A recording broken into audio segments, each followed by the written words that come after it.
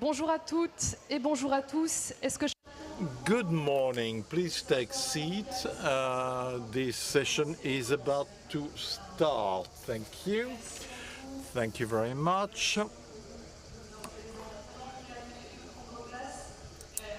So welcome,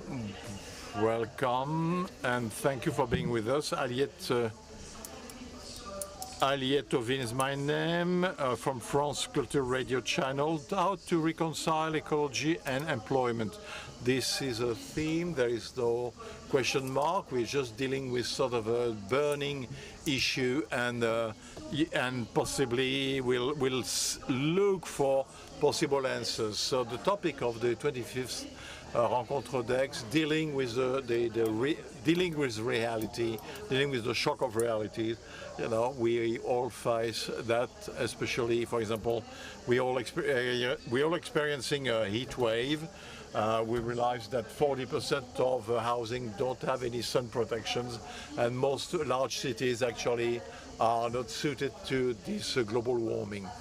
Yet to deal with such a heat wave, we need to renovate, think differently. So we need jobs and employment. So we are going to explore this, discuss this. So let me give the introduction in alphabetic order. Sophie Bénin, Secretary General of the Confédération Générale du Travail, CGT, the French trade union. Mr. Farandou, your Director General of French Railway. Marc Farhansi, Minister in charge of Industry and Energy. And Marine Tondelier, at the end of the line, the National Secretary of the Green Party in France. It used to be called Europe Écologie Les Verts, and now it's called The Ecologist. All of you in the room, there will be at the end of the session 10 minutes for a Q&A session, so you will be able to ask questions. And I do insist on the notion of questions and not comment. We have limited time, so that please keep your comments for the cocktails or coffee breaks, and just ask clear and short questions. So, further now, to kick off the discussion, I'll give the floor to Kathleen Schubert. She's member of the High Council for Climate and member of the Cercle des Économistes. Tell us all about this. An open leads for thinking. Good morning. First, ecological transition is a major structural transformation.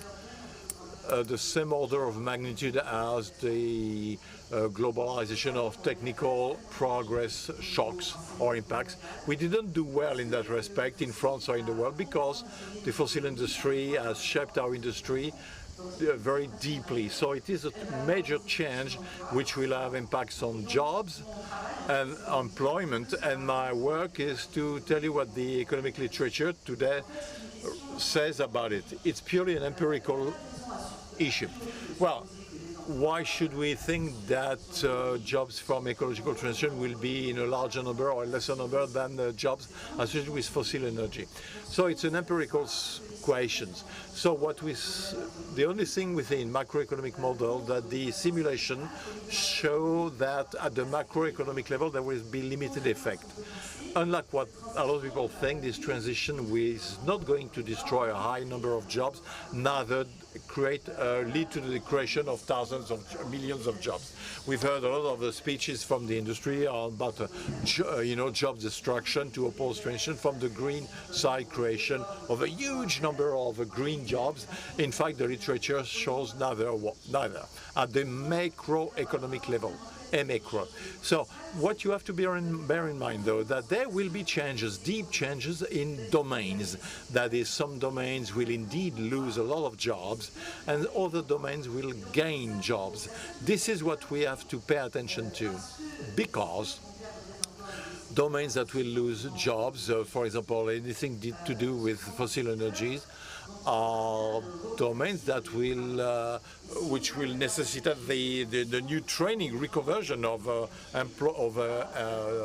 employees, and we have to retrain such employees. And the problem could be at the local level, so within the regions, areas. So what we need to avoid, it would be sort of regions will be populated with population with no jobs.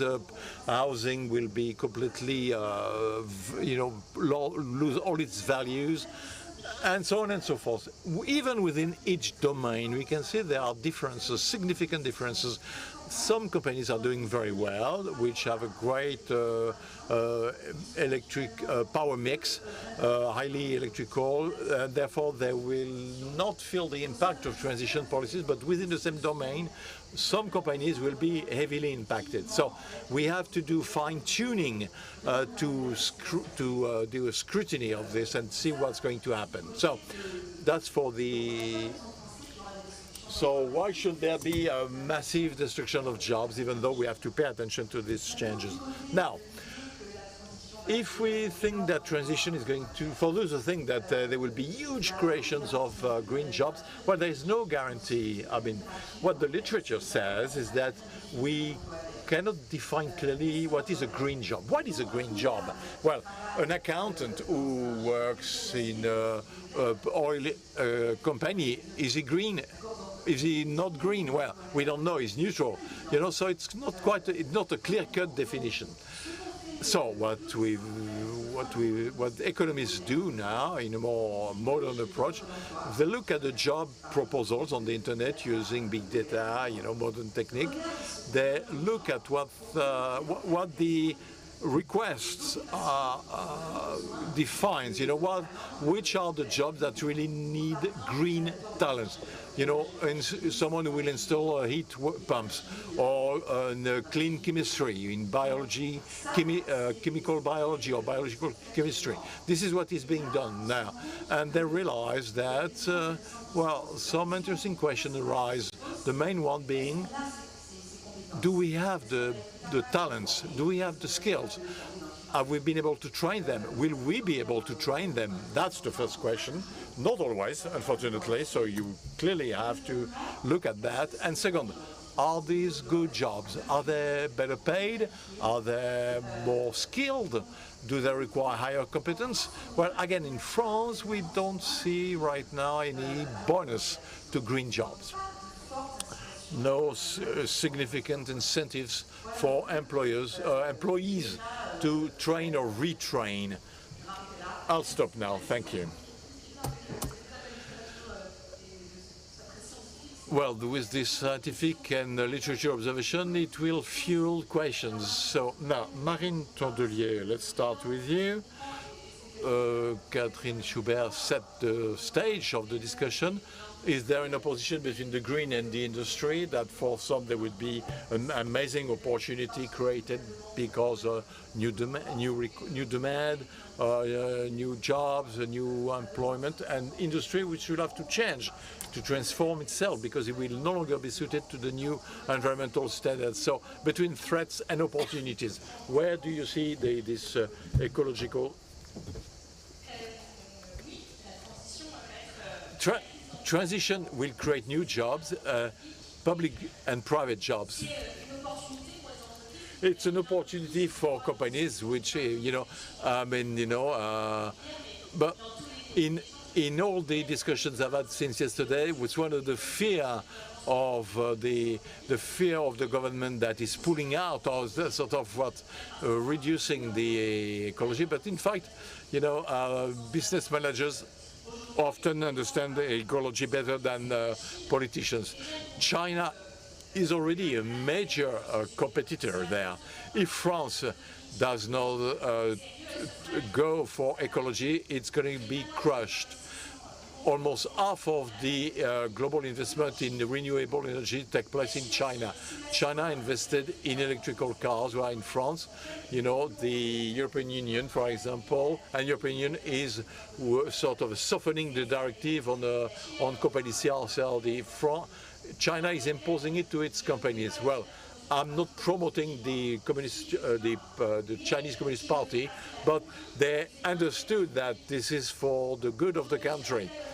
Each European state would want to attract investors with no coherence at the scale of the Union, and we try to attract the Koreans or the Chinese or for them to come and open factories in Europe. But we should not hide the problems faced by the industry. The last manufacturers of sun power, European sun powers, are actually disappearing. Europe used to produce 75% of the sun power panels. It's only 15% today. It's not because of it's not the fault of the entrepreneurs or the politicians, the politics which have been implemented recently. I said from an ecologist and an economist viewpoint, it's a shame. The renewable energy moratorium, is going to damage a lot of companies, and when we see the subsidized Chinese and US economy, we have to protect our companies and our jobs because of, for example, have a carbon tax at the border and continue to innovate and do research. We have to rethink commercial policies or trade policies. When we see the situation with the US and Trump, but China today is a stability. China is a stability zone, and Europe and France has to show that we have to be stable thanks to democracy and to ecological planning. But it means that Europe, thanks to its massive investment, should also create massive green jobs from agriculture, circular economy, and green industry. Yeah, industrial ecology is possible. It is the life insurance of the sector, that of steel, with and we talk about the steel industry and Arcelor and Mr. Ferrando. To make trains, you need steel, but we should get on the right struggle, and we need solidarity. Otherwise, society will become more and more violent, and we'd create a legal instability. Look at, see how the Elizabeth-born ecological planning is being challenged today. So clearly we need to go and sit around the table and to ignore our differences and the preconceived ideas. So just to tell you that you're showing two alternatives. There is a third one, the status quo, no transition or not more than today. And in view of the disastrous political news, well, we should have less. It's likely to be less. Well, we all think we go fast, but the news in the last few days. So we want to reintroduce prohibited substances in the atmosphere. So anyway, Madame is reading the text at full speed, so I'm doing my best. So now if we look at the period between 60 and 90 and today, the number of days of heat waves, which has been multiplied by 6, with the fires, wildfires now have been multiplied by 2, dryness of soil increased by 50%, and the cereal yield have dropped by 40%, and there is also the problem of clay swelling, which is causing a lot of problem now, and it's now almost 70% of the. Okay, I will spare you all the details, says Madame. Good. So we want to. We can't avoid this situation. There is no transition. It's a threat. Every degree of global warming leads to a drop of 12% of the global GDP, and if we take the global warming, that would be a 25% loss of GDP at the global level. So we can see climate warming, global warming is here, and will have a negative impact on the economy. What is the role of and I'll conclude. We need a clear heading. We have to be coherent and forecast. And today we don't have clear incentives. If I were a business manager today, will I invest for the 10, 20, the next 20 years? I wouldn't know where to go. We got this surprise parliament crisis anyway. The last government of Emmanuel Macron undo what the first government did. So there are laws today which come as we don't even know what's going. Clearly we have a legal chaos. So ecological transition is not the option. So what transition do we want? Do we want something imposed by drought, temperature, natural disasters, and do we want to choose our fate?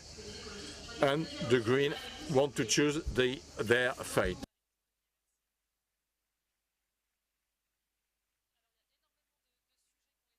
a lot of topics or ideas have been dealt with, that to uniformity of standards and laws of France. So France wouldn't be alone. So Sophie Binet, between the trade and opportunity that was put on the table 10 years ago, because the law of August 2015 concerning a relative transition for green growth, and to work with the French partners. So this is what we're going to discuss today, and territorial connectivity. So a plan for programmation of jobs and skills. So what is the position of CGT there, and what is the role of CGT when it comes to the environment? How do you address this between ecology and employment? Well, to start, first, good morning. To start with your last question first, the environmental question is central, because they were, you know, the employees are the first to pay the bill. Just in 1 week with this heat wave we experienced, there were 3 people who died at work. So the heat will kills people. So there is no anticipation of the environmental issue. We pay for the bill. We pay the bill. Recent example, Yara makes fertilizers. For years and years they were violating the anti-pollution laws. Environmental Association won the case to a court, and this company has been sentenced. Well, what's the result? Well, the company announced that it will shut down, and it's moving its production. The owner is Swedish, and we have the project to transform the production of fertilizers, so that will be less polluting, the fertilizer and the process, which has been basically pushed aside. So to come back to this first question of the law 2015, well, law of 2015, well, there is no true planning or programming for concerning the environment and the industry. The sun power issue, for example, is clear. We do not establish a relationship between standards and change of consumption with the upstream and the industrial domain. We develop sun power panels, but we don't work upstream with in the industrial production chain or domain. Let's look at the automotive industry today. No environmental anticipation strategy has been prepared. So it's a double sentence for workers. First, massive layoff, because now it's less 100,000 jobs in the automotive industry because of the environmental transformation, but this is linked to the offshoring and the margin policy. And since the constructors' strategy is to have cars which are more expensive to better margin and more dividend, well, the consumers can then buy good or cheap electrical cars, and therefore we do have now zones. There are urban zones in France which are, so again, once again, there is chaos and total lack of coherence in French politics when it comes to the green industry. So manufacturers are building electrical an affordable electrical car in France. They have a sort of electrical car which is sold 15,000. So what Nissan is doing in Japan, Renault cannot do it in France. So we need to impose the production in France with the conditionality of public support. And last example, heat pumps. The heat pumps is a key point to renovate our housing, our building. And about a year ago, the government adopted a plan to double the production of heat pumps in France. What do we see today? The first production of heat pumps in France, called the Dietrich, which is the oldest French company, created in 1684. The Dietrich said they will stop their production in France to delocalize, and we cannot let them do that. We can see clearly that when we dealing with the climate challenge, we need a true industrial environmental planning to have a real strategy. The laissez-faire is no longer acceptable.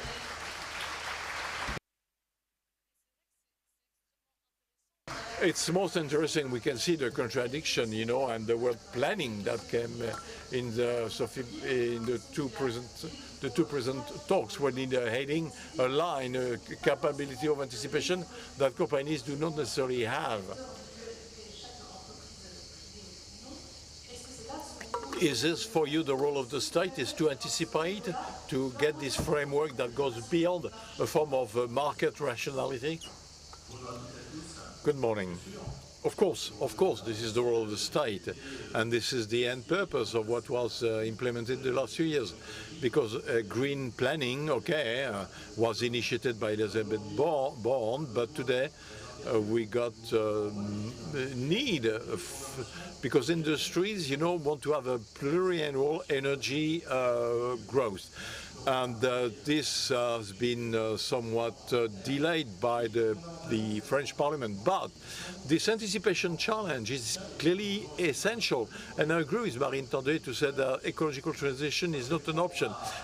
I will take my cap as Minister of Industry and Energy to focus more on the energy transition. So why is energy transition not an option? So, we want to pull out of dependence from fossil energies, 60% of our energy consumption today, to go towards electrification of utilization, modes of production of energy that would emit less CO2, and to produce less CO2, and to depend less on countries which are hostile countries, like Russia, and also countries who export their hydrocarbons today are not as reliable as they used to be. There is a problem of sovereignty that makes it essential. So there is also something at stake in terms of industrial opportunity. In fact, what comes out of your alternative between threats and opportunity? Well, there are rules which frame the energy transition. They're set at the European level and the French level. At the European level, for example, is the fact that we go to the electrical vehicles in 2035. The fact that we give ourselves the objective to reduce our CO2 emissions at the horizon to 2035. 40. So rules are essential and necessary for the electrical vehicles. It's a rule that is often criticized, but the whole automotive industry does not challenge the 2035 objective. What they challenge is the way adaptation are made so to avoid the impact on jobs, to avoid negative impact on jobs. We need to know how to adapt rules. To set a heading for energy transition is necessary. We have to fully agree with that, but we need to find adaptations to prevent electric automotive industry shut down plants and so on and so forth. So, I mean, this is something that is absolutely mandatory. Although in Europe, we set ourselves climate objectives without clearly assessing the ability of our industry to reach them. And you talk about China. China did exactly the opposite. China built a production, developed, renewable energy, this is where they have the highest development, and now they are gaining results, but they will keep gaining results. As to the origin of emissions, in France, in Europe, we did the opposite.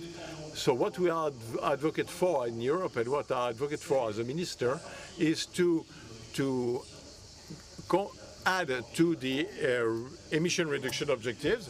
What we want to do, we want to reduce by 90% the CO2 emission versus the 1990 reference. What France says is that we cannot have this kind of objective without first having a very ambitious industrial policy, a less naive trade policy, and a European preference policy. You talked about the sun powers and the heat pumps. Well, in our markets, in our call for tenders, in public call for tenders, we have to privilege players who are industrialists who add value in Europe and in France. So. And if we fulfill all these conditions, we can achieve our objectives, and we will not stop re-industrializing the country, onshoring. And we need flexibility. We need flexibility in other domains of ecological transition, especially to lower the artificial or the imperviousness of soils, but we have to, industry is 4% of the land use. So I think a lot of the project for site investment are blocked by that. So all I'm saying is that let's find flexibility without renouncing the control over solar imperviousness, so that industry can grow in the industry and at the same time could grow without being blocked by this type of systems. And this is why we have an amendment. Today we have a great opportunity to show to the citizens that there are jobs, and in line with what Mrs. Schubert said, when there is a large transition, there are reallocation of jobs. Some are destroyed, some are created. The role of the state is to give a heading. This is the energy pluriannual planning to support players who face difficulty in transition. We support companies in the diversification. A few weeks ago, we announced this. We saved the Bretagne foundry, which has been impacted by electrical vehicles, and we help them in their reconversion to defense industry. This is what we need to do, to have a heading, adjust rules when necessary at the macro level, and act at the micro level in the businesses to preserve jobs and to preserve the employees.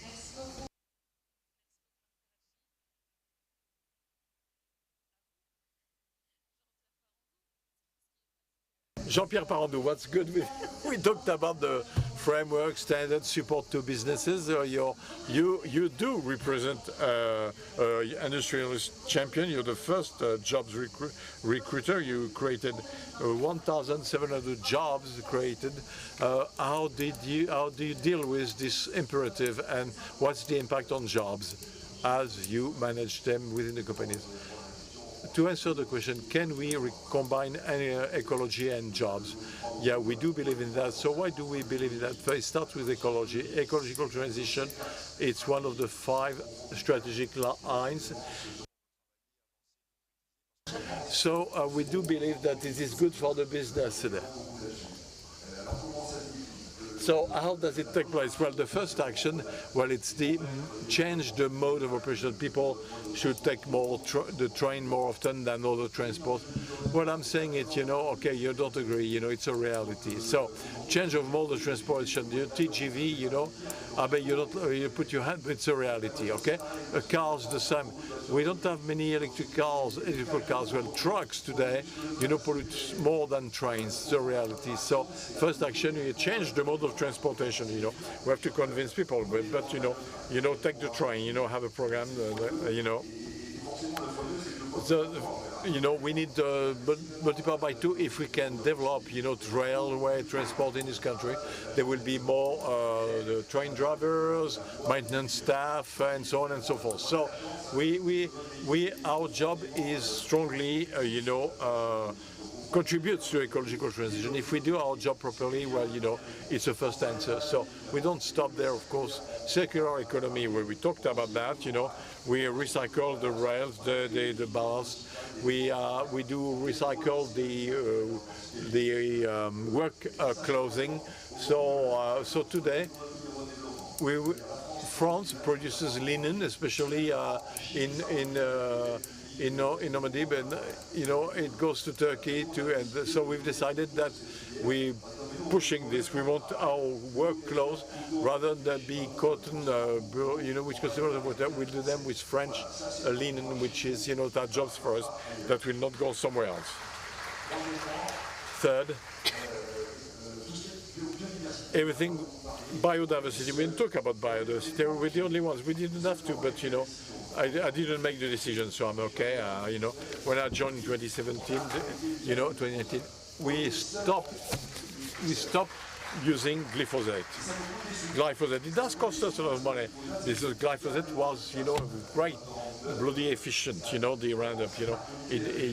It would burn the vegetation. But okay, we said no, stop. We stopped for biodiversity. So now we have more human action.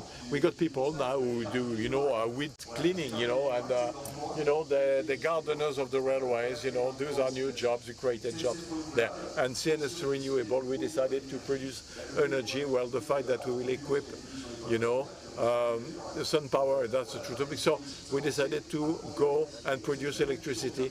This production of electricity, which will be added to our action, is jobs. We have a lot of examples that show, yes, moving forward in ecology, yes, moving forward with sustainable transport, that is consistent and it leads to job growth. That's what the professor who opened the session said. It's not significant quantities so far, but it still counts. Maintenance on the lines, we have hydrologist engineers working with us because we need to drain the water that's falling on our infrastructure. We have meteorologists working with us now. We can forecast the impact. We can see the impact of heat on the rail 5 to 6 days early, so that allows us to take reinforced monitoring measures, reducing speed, to put the right people at the right place to get the job done. There's also quantity of employment. There's the nature of employment also. Railway jobs are great jobs. They have a lot of meaning when they work on mobility and protection of the planet. So people like that, young generations in particular, are happy to work in this type of company. These types of jobs have real content. They're not standard robotized jobs. There's a human feel, human intervention, human appreciation, and all of this counts. And it's also a sector, and I'm turning to the Ministry of Industry who knows this. SNCF is the head of this sector, the railway sector, 300,000 additional jobs. We have big champions, Alstom, Thales, and others. So when the SNCF moves forward, when the railway moves forward, the whole sector moves forward. And this is very good for our trade balance in France. China is a huge competitor for us in terms of rolling stock. They have a very high performance company, and thank goodness we're protected from this. Otherwise, it would be a real concern. So there are questions of sovereignty that come into play. That's just an example. But our ability to integrate industry and ecology could be a great image for our country, our continent. So we must accelerate with this. It's a way of reconciling many issues. There's employment, and behind employment, there's the company economic performance, the customers, our competitive advantage, and also the meaning of work. Where is work going? And allowing work to make it possible to live better together on our planet. Thank you. So I'm going to move forward in the debate. What we heard and what you said was very interesting. You said we're the only ones to have done this, to show an example. So it shows that there's goodwill on your behalf. So the question that I'm going to ask to our three other speakers is, how do we go beyond the framework of goodwill? How can we be exemplary, create new standards? Marine Tondelier, when a company doesn't necessarily have this role to embody an example, how can you encourage them to do so? What mechanisms can change the deal when the economic framework is not very rational because you're spending money on things that you might not get a clear return on to begin with? I think politicians are here to share a vision, a horizon, and to negotiate with the different stakeholders to talk about the way to get there. We're not going to mobilize companies without guaranteeing a sustainable model. And we don't want to destroy employment. We need a productive tool in France. And I'm not going to say that everything goes through constraints or limitations. So we need objectives and a calendar, and that's what the Green Party proposed for the transformation of mobility, for electrical cars, and for home renovation without forbidding landlords from renting buildings that don't reach certain standards. So we have constraints and encouragements.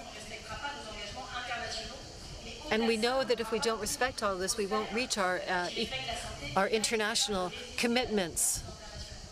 We need to be able to withstand European and global competition. We need to reduce the tax burden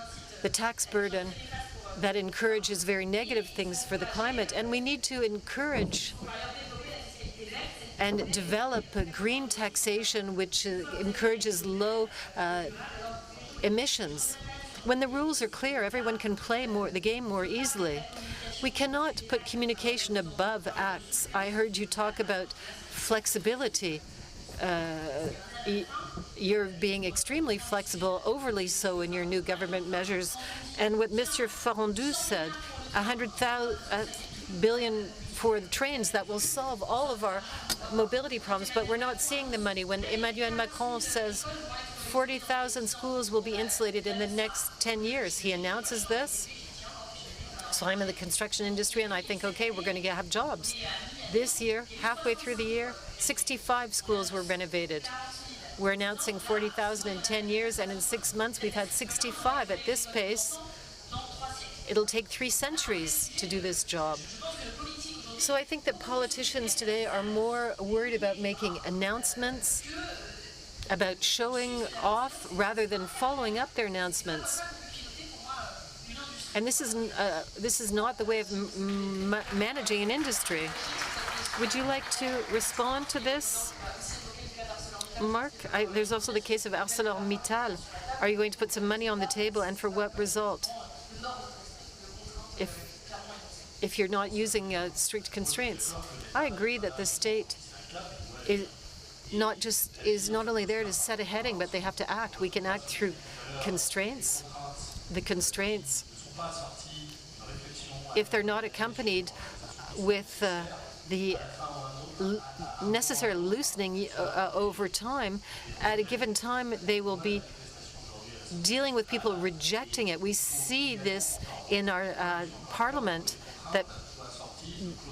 So we need to have certain clauses to ensure consistent monitoring of all of our energy programs. We also have other drivers. You talked about taxation.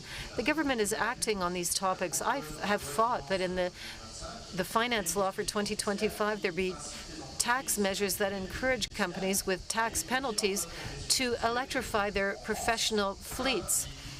1 new car out of every 2 in France is bought by a company for their professional fleet, and only 10% of fleets are electrified. That's less than for individual cars bought by households. So we need to encourage companies. We've done it in the past, and it has produced results. We'll be speaking about them soon. So we need to use a variety of tools. There are constraints, but there's also encouragement. Encouragement for investment. We'll talk about the major topics of decarbonization. The state, for many years now, since the Plan France 2030, has been investing considerable amounts of money to accompany the decarbonization of big industrial sites. That's 20% of CO2 emissions in France. Half of these 20%, so 10%, are located in 50 industrial sites. So we put billions of euros on the table to support decarbonization projects with electric furnaces, carbon capture projects, a lot of technological solutions that are constantly evolving and that we need to support with public finance. The state is doing this in a very constraining environment. In 2025, we voted 1.6 billion euros of tax credits to support decarbonization on these industrial sites, and that's the topic of Arcelor. Is it enough to put public money on the table? No, it's not.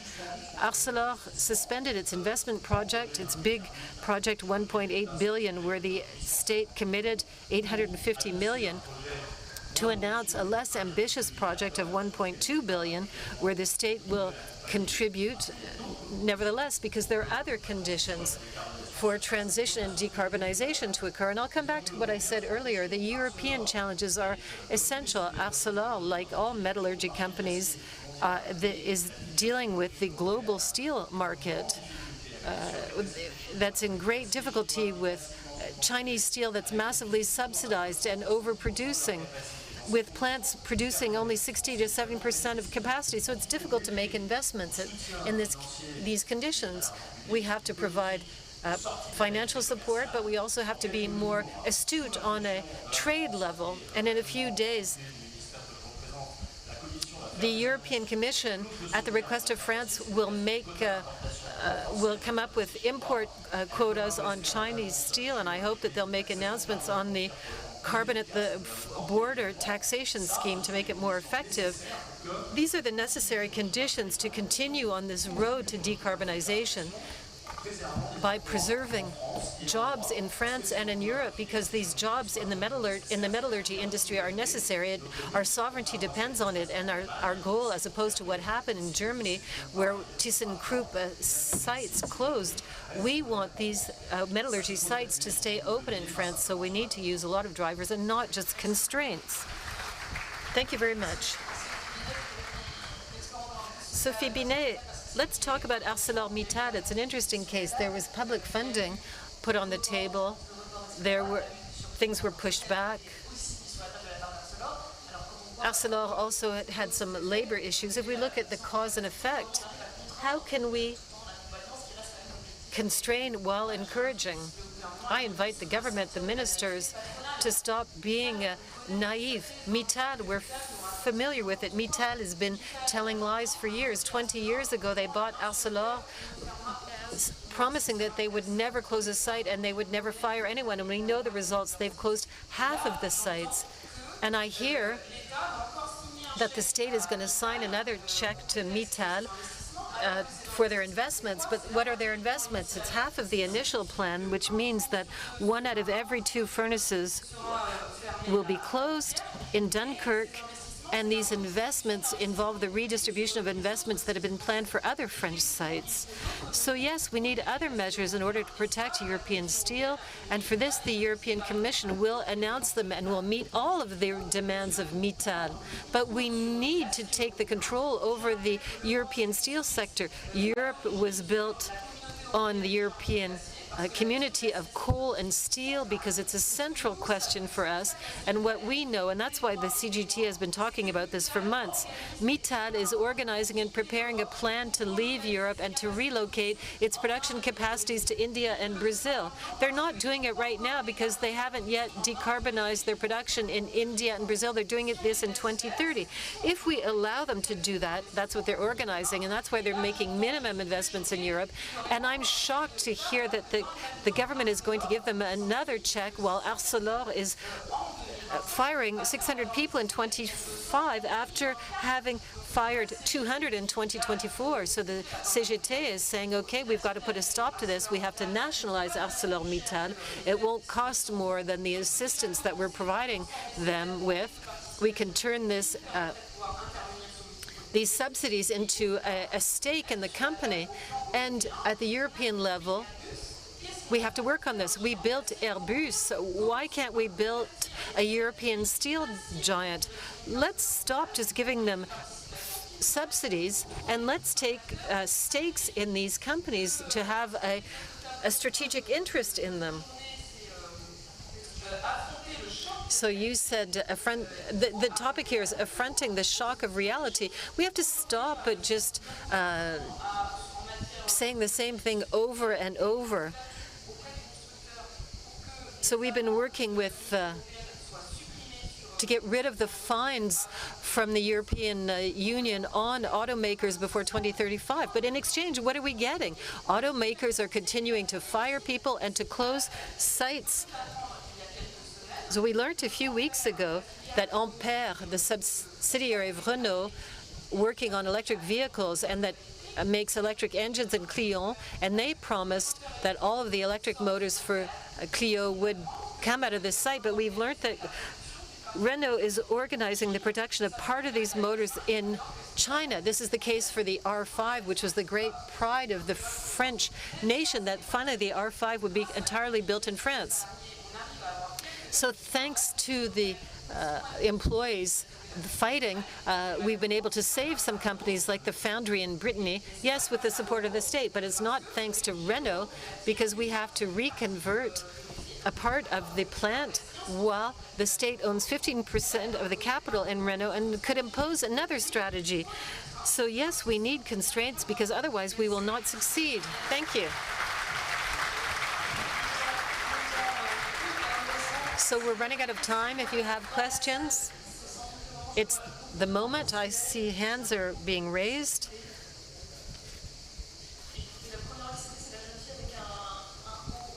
So there's a young woman with an orange top.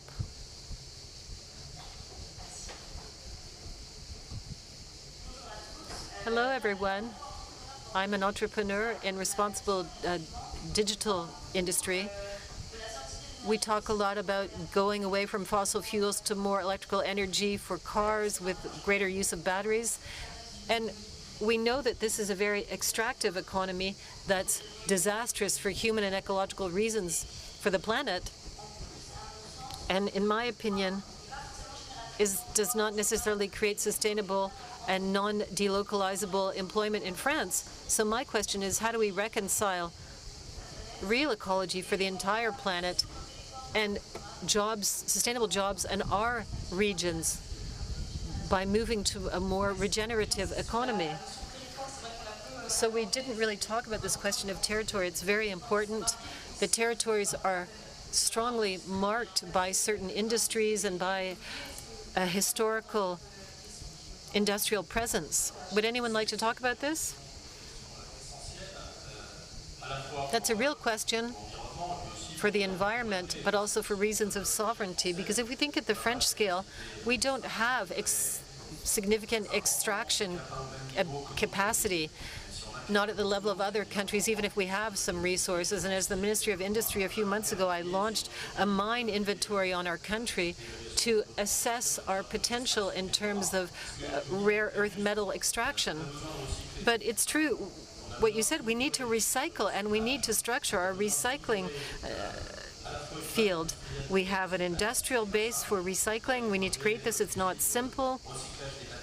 We have battery recycling plants that are being developed. There's some projects that were stopped because the automobile market and the entrance for batteries are not in the best condition right now. But it's very necessary to work on recycling in order to protect the environment, but also because we don't want to depend on countries like China that have a monopoly on rare earth metals that are necessary for the production of components to make semiconductors and batteries, and in many breakthrough industries. And this is why we launched a project in the southwest with Carester to refine large quantities of rare earth metals and to regain sovereignty on these processes. I know I'm not answering your angle or in lining up with you, but I think we need to look at both aspects of this.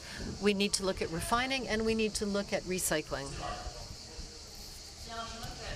There's a young man who's had his hand up for quite some time. That's an excellent performance. Thank you.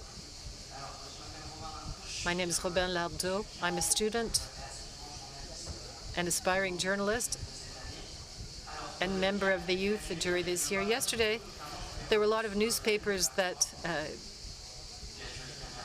focused on it. This is their headline: planes, trains, not the same level of weapons. And I think that's true. So we're not taxing jet fuel, and people are continuing to fly between Paris and Lyon, Paris and Marseille, when we have excellent TGVs. The Paris-Lyon line is the most profitable. Why are we continuing to allow flights on this line? We talk about transition and the economy. Why are we continuing to do this, to allow this? I'd like to say something.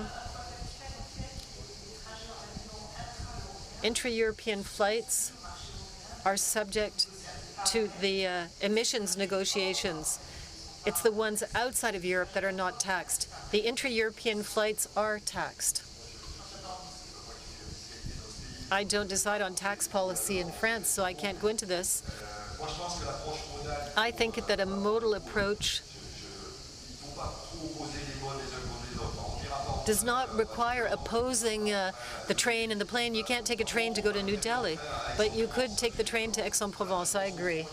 So really, there's a natural distribution of transport modes according to the distances that you need to travel, and each mode has to work on depolluting. The train is a little bit ahead, but we're not finished yet. We still have to work on this. Our battle, if we had to look for new taxation, is for the our railway system, we're currently negotiating this with the French government. We need an additional €1 billion for 2028. It's vital if we want to maintain our railway network and we want to pass it on to our children and grandchildren. So if there's a bit of taxation to help us, we agree to that. Sophie Binet? I don't agree. There won't be a natural distribution of transport modes. There's a question of redistribution and the correct price for transport. Air travel is not participating in the financing of infrastructure, similarly for road transport. So you're talking about modal exchange, but it's going in the wrong way. We're tipping from trains to road and even from the train to the plane, particularly for railway freight. What's happening is a disaster. France was already trailing behind Europe. In Germany, it's 18% of merchandise transport by train. In France, it's 9%, and it's going down. And what are we doing? We're dismantling our historic operator, Fret SNCF. Fret SNCF is obliged to give up 30% of its market share to its competitors. The Perpignan-Régis train has been stopped, even though we fought to keep it open. So hundreds of additional trucks on the roads because of this. And there's a problem of investment in our railway system. We need to finance it with the right price for transport, and that has not been set up. And the problem of air transport today is low-cost travel. There's been an explosion that is subsidized by public funds because they often benefit from tax credits, and they can organize themselves for dumping policy. There's a man in the second row who raised his hand early.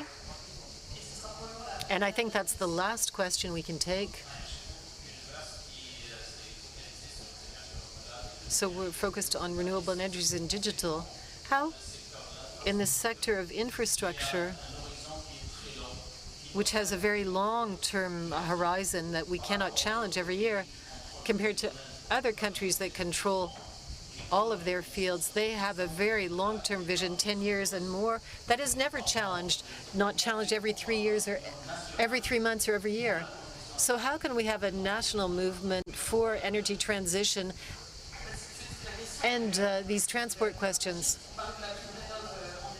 We talked about MaPrimeRénov' that's been eliminated. So there are things that are changing quickly and all the time. So how can we manage this? We come on the question of heading, which we brought up earlier.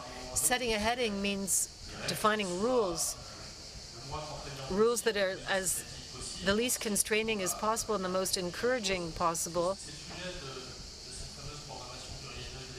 This is like our multi-annual plan for energy.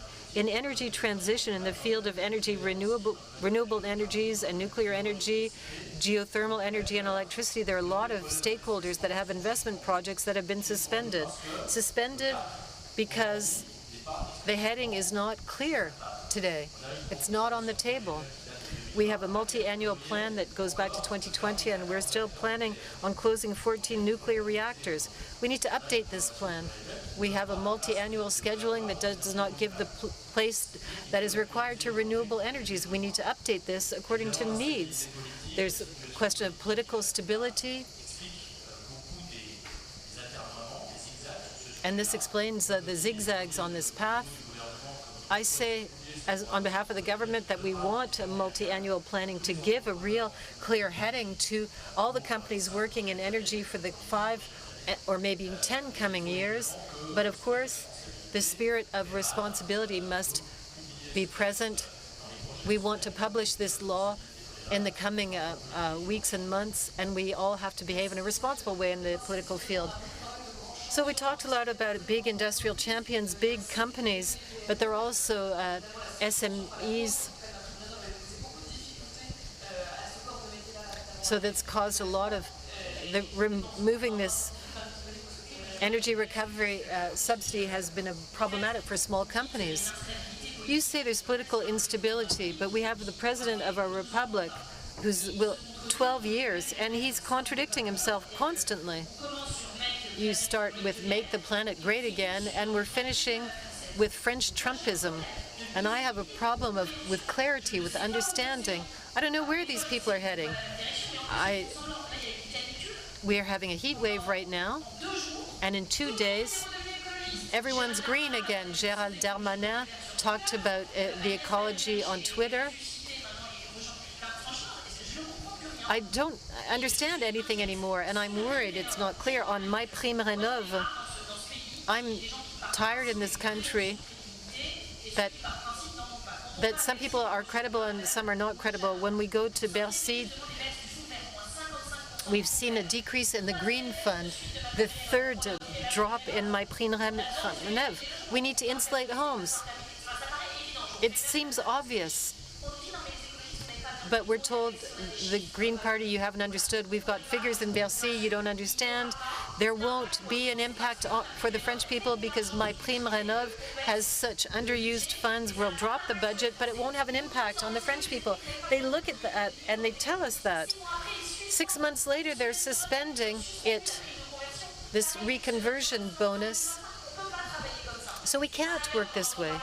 And when I hear about punitive ecology, let me just remind you that all of this assistance was direct assistance to the French people to protect their purchasing power, so I don't understand what's happening. Thank you. I just have to answer. I know we've gone over our time. We talked about French Trumpism, about a president who's supporting renewable energies while Donald Trump has cut off all support to renewable energies. I talked about respecting science, etc. But the basic problem is that the laissez-faire that the minister is proposing is the choice of inconsistency. Let me give you an example. We're talking about zero artificialization of the ground, but we're leaving a chemical plant to close. Last week, we gave you the new CGT project to take over this activity at Vancorex at the chemical platform. We need an answer. We need the state to act. I'll give you my answer right away. Because I was at Vancorex last week and I met the project developers, and our aim is to revitalize the site when there are closures. That's what we worked on with the elected officials. This is the method that we're going to continue with. Thank you. That's the end of our debate. Thank you, everyone.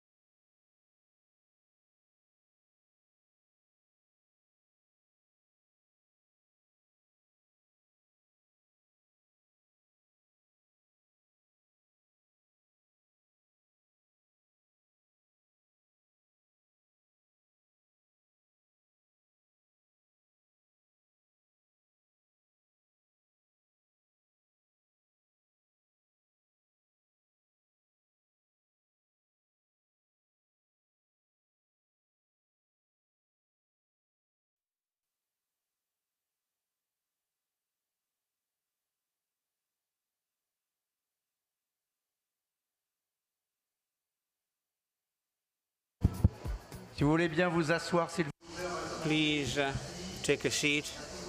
We will start very shortly. So take a seat, please.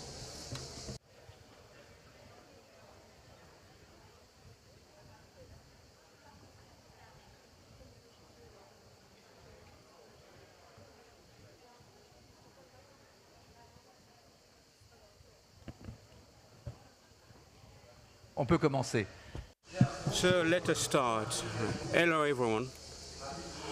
I'm delighted to be with you, Philippe Marbet, editorial director of La Tribune magazine, La Tribune du Dimanche magazine. So of course on Sunday you have to buy La Tribune magazine. Thanks a lot for being with us. We'll be talking about the shock of realities. There are lots of significant realities in economics, demographics.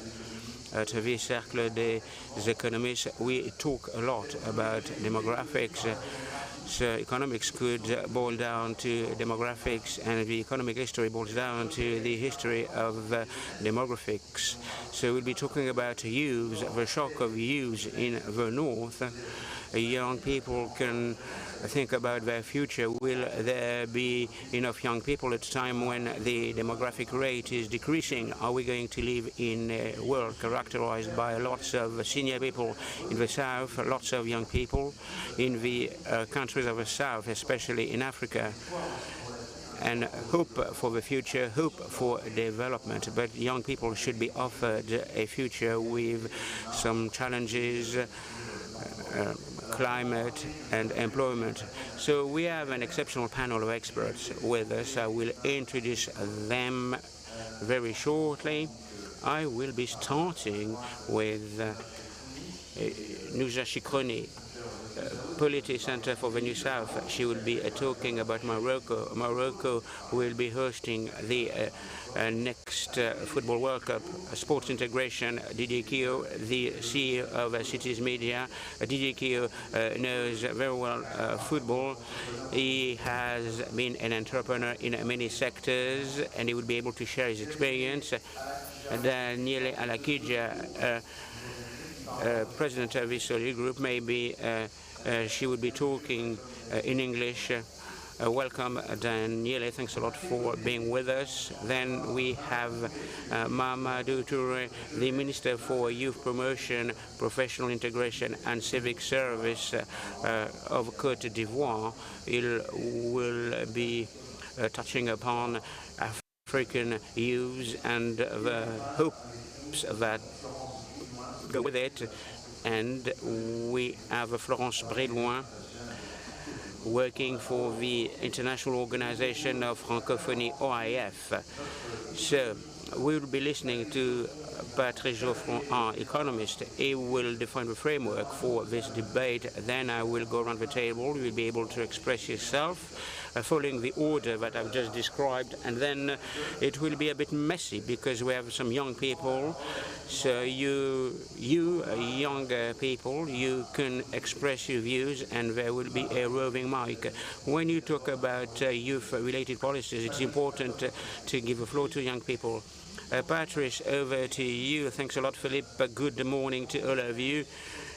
This is the 25th anniversary of the Rencontre des Economistes. So I'm delighted to take part in this session about youth policies.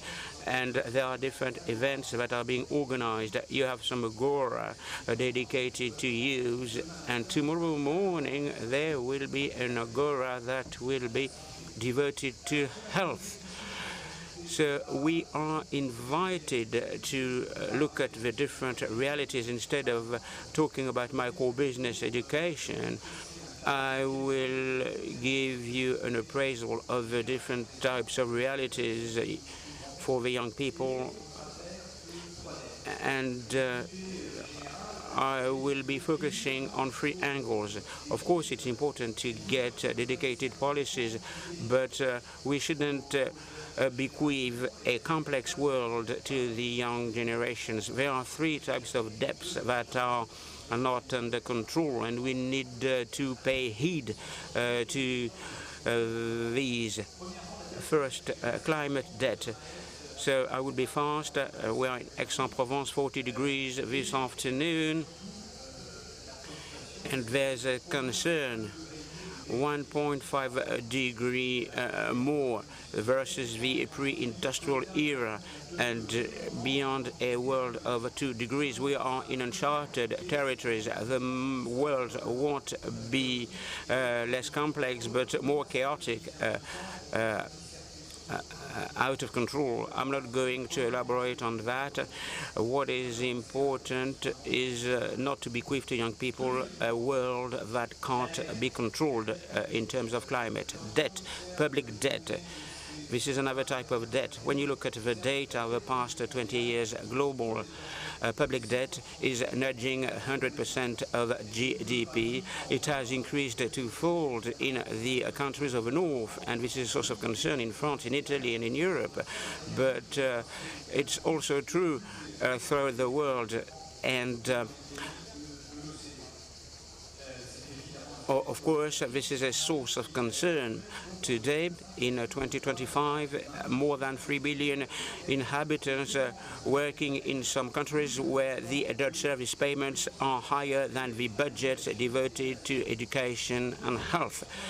So much for the second debt. Now the third debt, that is key, and it is in line with what Philippe Mabi said, aging. We shouldn't bequeath young people a world with lots of old people. You have the issue of pensions, but in 2050, people under 20 years of age will be fewer, because we're 15% of the global population, where 13% of the over 65s will be between 16 and 20%. There will be different issues to consider, and this will be a burden for the active populations, and this burden is a debt. Of course, there will be a debate, and I don't want to be gloomy today. We have a panel of experts open to the world, open to Africa, so we can be very hopeful. So Africa will be the emerging continent in 2050 with lots of young people, and it will be a kind of exception, but there are two prerequisites. First, budgets dedicated to cooperation should be higher than those that will be dedicated to erecting walls. There have been lots of walls that have been built. I don't want to mention the US, but the number of walls has increased tenfold in the space of 12 years, and they should be able to get access to disruptive technologies. AI, we hope that AI will be able to be disseminated in Africa. Philippe, over to you. Thanks a lot for this great introduction. Allow me to echo what you said about walls, and during this session we will try to build bridges. We will hand over to young people, but we will start with Florence Brillouin. At OIF, you conducted a massive survey in 2020. Remember, 2020, we were beset by COVID, have young children. It was a tough year for young people in France, in the world over, and people suffered from mental problems, and it was a lost year for many people. As part of the survey, what did the young people tell you regarding their hopes and concerns? Thanks a lot for inviting me, and I'm delighted to share my perception, the perception of the organization of Francophonie regarding the world in the 5 continents. In 2025, as part of the anniversary of the Francophonie, the 50th anniversary of Francophonie, we launched a survey. 93 countries, I think, 193 countries. after the UN. And of course, we can analyze lots of trends, and you have different young people in the north, in the south, across the 5 continents. And following this survey, there are 3 major concerns that emerged: education, training, environment. And if you look at the findings of this survey, and if you look at the surveys that have been conducted in France, in the countries of the north and the south, these concerns are being shared. These are common concerns, whether you're talking about the richest countries or the least advanced countries. So this is the bottom line. So OIF, our organization, was equipped with an economic strategy and a digital strategy. Why? In order to fast-track the process, because there's a major challenge at OIF, i.e. to take into account employment and employability of young people. So we said that we had to pull out all the stops in order to co-build some policies in order to support young people so that they could be trained, so that they could acquire better skills, so that they could be better integrated in a professional manner with them and not without them. So following upon what Patrick said, I would say that in Francophonie, this is not a space with walls. It's a smooth environment with good cultural, economic, commercial, educational bonds and relations between the member states. So beyond the walls, I mean, we try to shape policies for young people.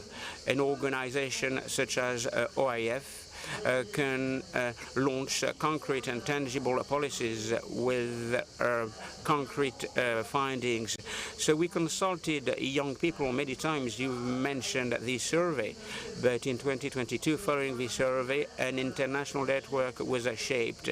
Youths in the Francophonie, it's a global network, a digital ecosystem.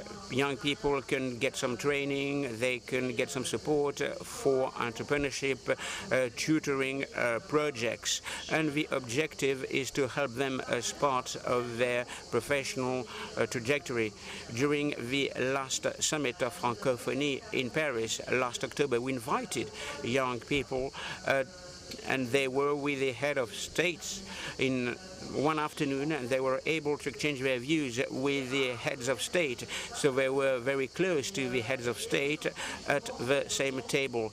Hence, the imperious need for training, for getting access to information so that they could create their own projects. And what is important is to make sure that young people are being recruited by businesses with the right skills. We implemented two flagship programs. Young people in Francophonie, more than 320 million people speaking French, French-speaking people. This is a common language. Unlike the figures that were mentioned, people aged between 18 and 35 years of age, they account for 60% of the population. There's a sense of urgency. So we expanded some efforts in order to develop economic missions, and we worked with some companies, and they will visit a host country, and French-speaking companies will be able to meet one another. They can do some business, and there will be some business opportunities, and young people can be recruited. Regarding the digital technologies, we have a flagship program, Déclic. It is a program that has been scaled. So the ambition is to train tens of thousands of young people in the French-speaking area on the continent, on the African continent, so that they can get the basic fundamental skills for the basic professions, mobile development, web development, and we are targeting the jobs of today, the jobs of tomorrow regarding cybersecurity, blockchain, and artificial intelligence, of course. Thanks a lot, Florence, for shedding a light on your organization. Your organization is an asset of francophonie. It doesn't boil down to France. I mean, francophonie means English, French-speaking countries, rather. It's a very good transition. I will hand over to Mme Dutouré, Minister for Youth, in professional integration and civic service. This is quite a topical issue in France. You will be elaborating on young people in Côte d'Ivoire and on the African continent. Thanks a lot for inviting me. I'm delighted to be with you. I think that you've made an appraisal of the situation of young people, how demographics in Africa can be an asset for the world of tomorrow. 1.5 billion people in Africa and 1.1 billion young people. In 2050, 2.5 billion people. And out of the 2.5 billion people, 1.9 billion people will be under 35 years of age. In Côte d'Ivoire, we have 30 million inhabitants. 15% of the population is young, about 22 million people. So for us, it's a bonanza, but there are lots of challenges as well to take up. We have 6 million teachers who don't have a job. So I think that 9 million classrooms, but there's a shortage of teachers to the tune of 15%. So we need to come up with some structural answers in order to meet the challenges having to do with training, employability of young people. It could be a time bomb for the world. And for past 15 years in Côte d'Ivoire, youths have taken center stage, a national policy for young people, integration policy for young people, and President Ouattara 3 years ago was eager to launch young programs with the government. And we have 21 sectorial ministers on training, entrepreneurship, civic commitment, the role of young people as citizens. We are living in a tough world, lots of conflicts in Mali, in Burkina Faso.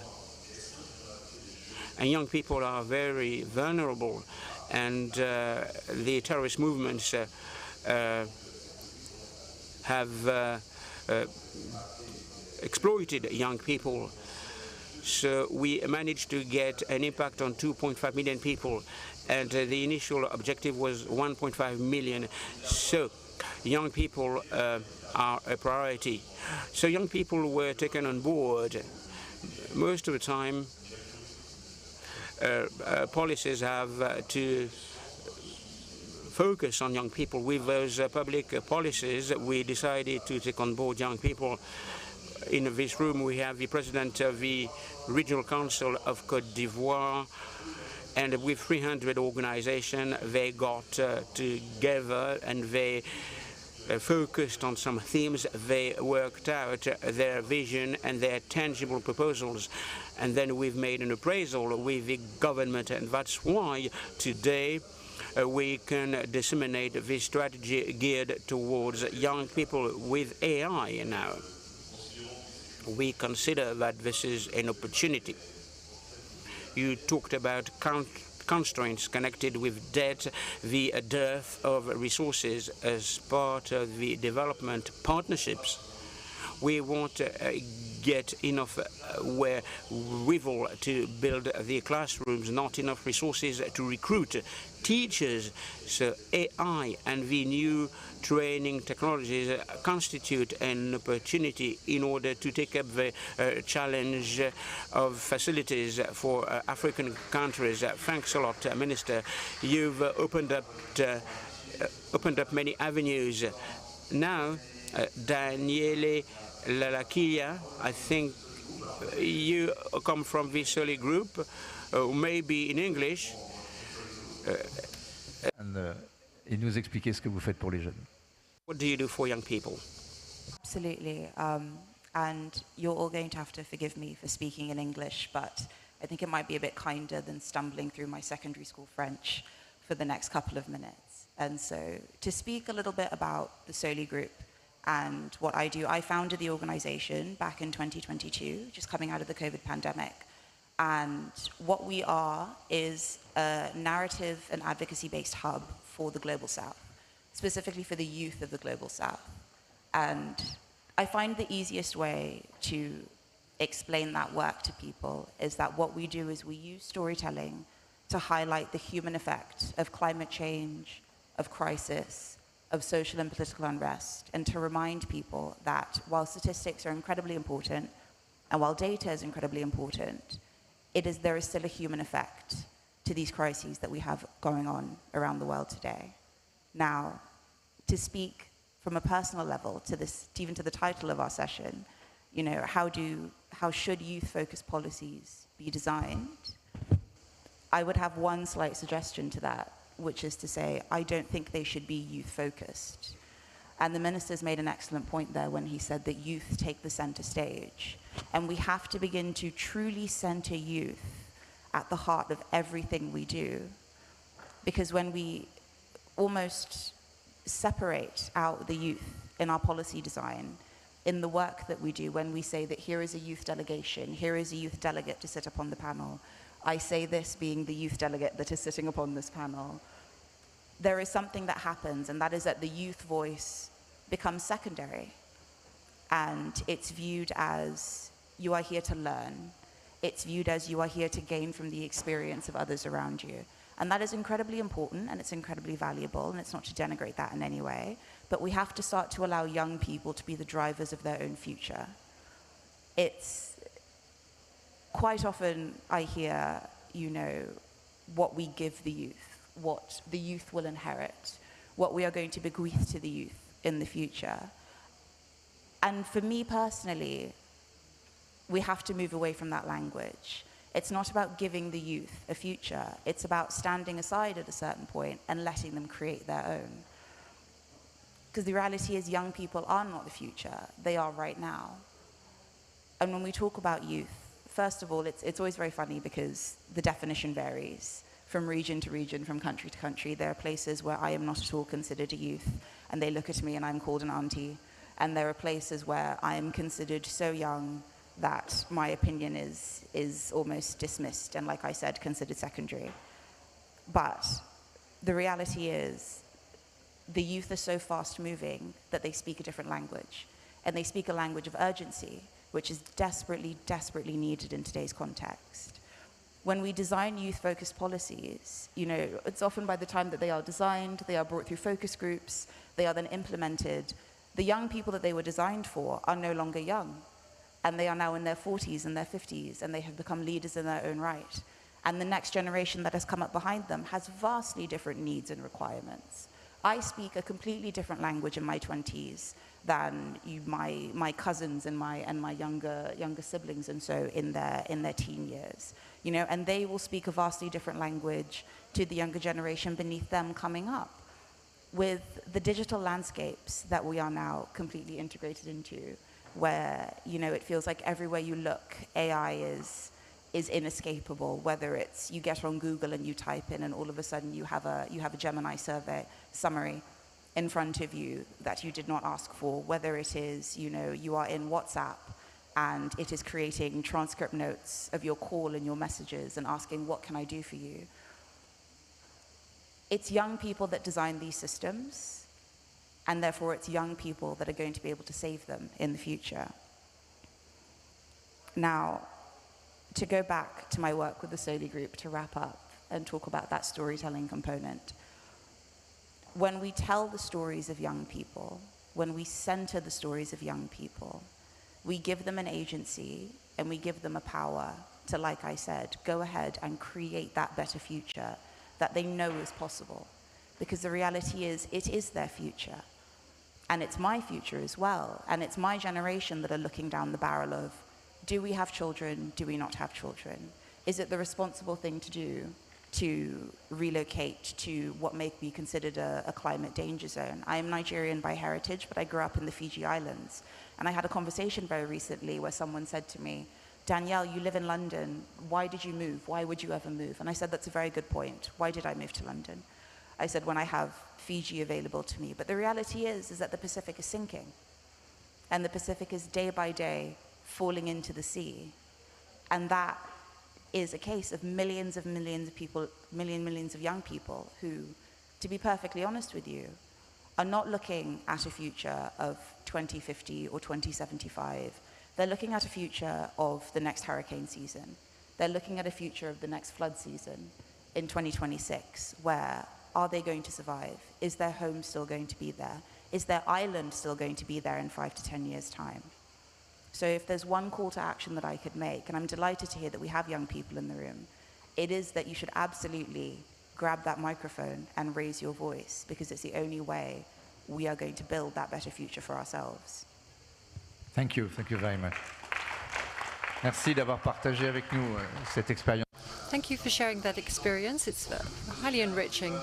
I think you're raising the question, aren't you? This idea of empowerment of young people and it being possible today. And people in power need to understand that. Perhaps it's Didier Guillau's turn now, given your experience as an entrepreneur in various sectors. And today, given the position that you occupy, so the real subject is, what are we passing down to young people? Is it just debt, or are there some assets? So let's think about that. And you know, our young people who want to be entrepreneuring, what about them? Thank you. Hello, everybody. So I was asked to talk as the head of a business. With respect to this question of youth today. And I started by looking at the adverts drawn up by the Cercle des Économistes. And there were 2 or 3 figures that attracted me. And so I'll talk about that. And then I'll talk as somebody in charge of a company and communication. And I'll then talk about the problems generated by the study. The study, what does it say? Well, we hear about the digital divide, cultural divide, the land area divide, territorial divide. I won't go back over those things. But when we question young people, and this was done by Le Cercle des Économistes, so the 18 to 13-year-olds, 74% of them don't feel as though they're represented or they're underrepresented. 41% feel they're not protected, and that's something that really did make me scratch my head. 45% say that they don't feel good about their life, and 79% feel that they don't have enough support when they're looking for their first jobs. So this means for me that there's a form of permanent invisibility, if I may use that term. That's what they're feeling, our 18 to 30-year-olds. And so they need to be reassured that we need to talk to them, they need to have a voice, and they need to be supported. So how can we go about that when you're a business head? Well, my company is a communication company. It's an external communication specialist. So we provide advertising, basically. We've got 800 employees in 23 regional agencies across France. So we're lucky to have a really good territorial mesh, and we've got local presence, and perhaps our actions can go quite far. So as a communication company, the first challenge when it comes to the point that we are talking about is to work on being close, on being rooted locally, and to make sure that 50% of our displays are given to local authorities so that they can communicate with young people, with their young people, and allow them to express themselves. Now, here's another example that concerns us, but it concern other companies in communication. So we've got partnerships, and we've got a partnership with Brut, and we distribute advertising here in Aix-en-Provence, but in other regions, in different municipalities. So we provide young people editorial content that they like, and we also allow them to say what they have to say. We've created an editorial platform called Bonjour Cities, and young people can produce, they can post content in order to talk and take part in the life of the city and be fully involved in the life of the city. Our media, it's based on proximity, but it's also a popular media, and it's the anti-social media platform with our proximity. Where we're in the street, we're seen, we're heard by everybody. And I consider that we're lucky from that respect. We're an anti-social media, we're an anti-social media bubble company. Now, talking about the company more specifically, when I arrived in the company that I bought 18 months ago, I heard about people working from home. I'm going to tell you what I'm trying to do in my company to support young people, to reassure them and take into account their aspirations. And I might come across as being quite provocative. When I arrived, I was like anybody in a company in France or elsewhere. I was wondering about people working from home, and so there were 2 weeks of 2 days allowed every week for people to work from home, and I thought that was not great. Then I realized that it was an employability criterion for people, but also a criterion that helped with the work-personal life balance. So I agreed not to go back over the agreement of 2 days a week working from home. I wanted my company to be more dynamic, have people who were more engaged. So in order to do that, I knew that I had to keep those 2 days a week. It's a detail, but it's very important if you want to contribute to that balance. So we're working on how to develop so that it doesn't undermine the company, but we don't want to revise it. Apprenticeship, there are 800 employees in our company. 45 of those people are apprentices, and this was a choice to have 45 apprentices. That's a lot. That's 5% of the staff numbers, and it means that we are giving those young people a chance, because they provide energy, they're inquisitive, and the idea is to revitalize the company. And so I pushed to have 45 apprentices this year. When you arrived in 2023, let me look at my figures just so that I'm not getting it wrong. 3% of under 30s were part of the company. In 2024, there are fewer.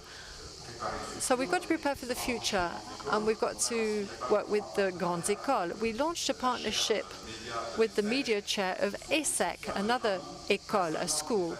So it's not just about having students on sandwich courses, it's about having graduates. So we've set up sponsoring and mentoring, and we work with people from the ESSEC school. And we create advertising, that's our profession. So we've decided to work with digital and format advertising.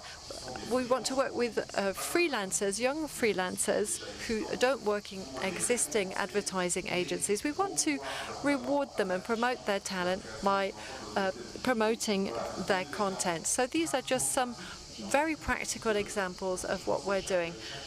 I think each company head has a role to play and needs to ask the questions that I ask myself. How can I go about things and reassure and support young people and give them a voice? Thank you, Didier, for that very concrete example. I think that's probably brought up quite a few questions. We'll go round the table, continue to go round with Nuja Shekrouni, Senior Fellow at the Policy Centre for the New South, or the Global South. We've heard about that. Perhaps you'll be talking about Morocco, which is your country. And the relationship of young people to political democracy. Thank you for your invitation. Hello, everybody. So effectively, when I was invited to talk about young peoples in the plural, I realized that this was quite a good idea. You know, it's not a homogeneous category, after all. There's a kind of existential experience. There are a lot of aspirations, and there are lots of young people who are looking for meaning, who are looking for an identity, and they're looking at, you know, how to move from what's possible to what's real. And so I thought that I could maybe provide an answer to the question of young people. You know, what world are we going to leave behind for these young people? That's the question I asked. And I was thinking about empowerment. So I said to myself, I need to get involved because the future is in the hands of our young people. And it's via a co-building of that future that we can all rise to the challenges of today in a world that is sometimes chaotic. But in Africa, in my country, the country of Morocco, we're convinced that in difficult times, when there are crises, that's when a new world can be reborn. And that's where our responsibility is to reinvent that world and rebuild it together. I'm not talking about handing down the world. I'm talking about co-building. I'm talking about getting cultures to talk together, getting generations to talk together. We have 400 million young people in Africa.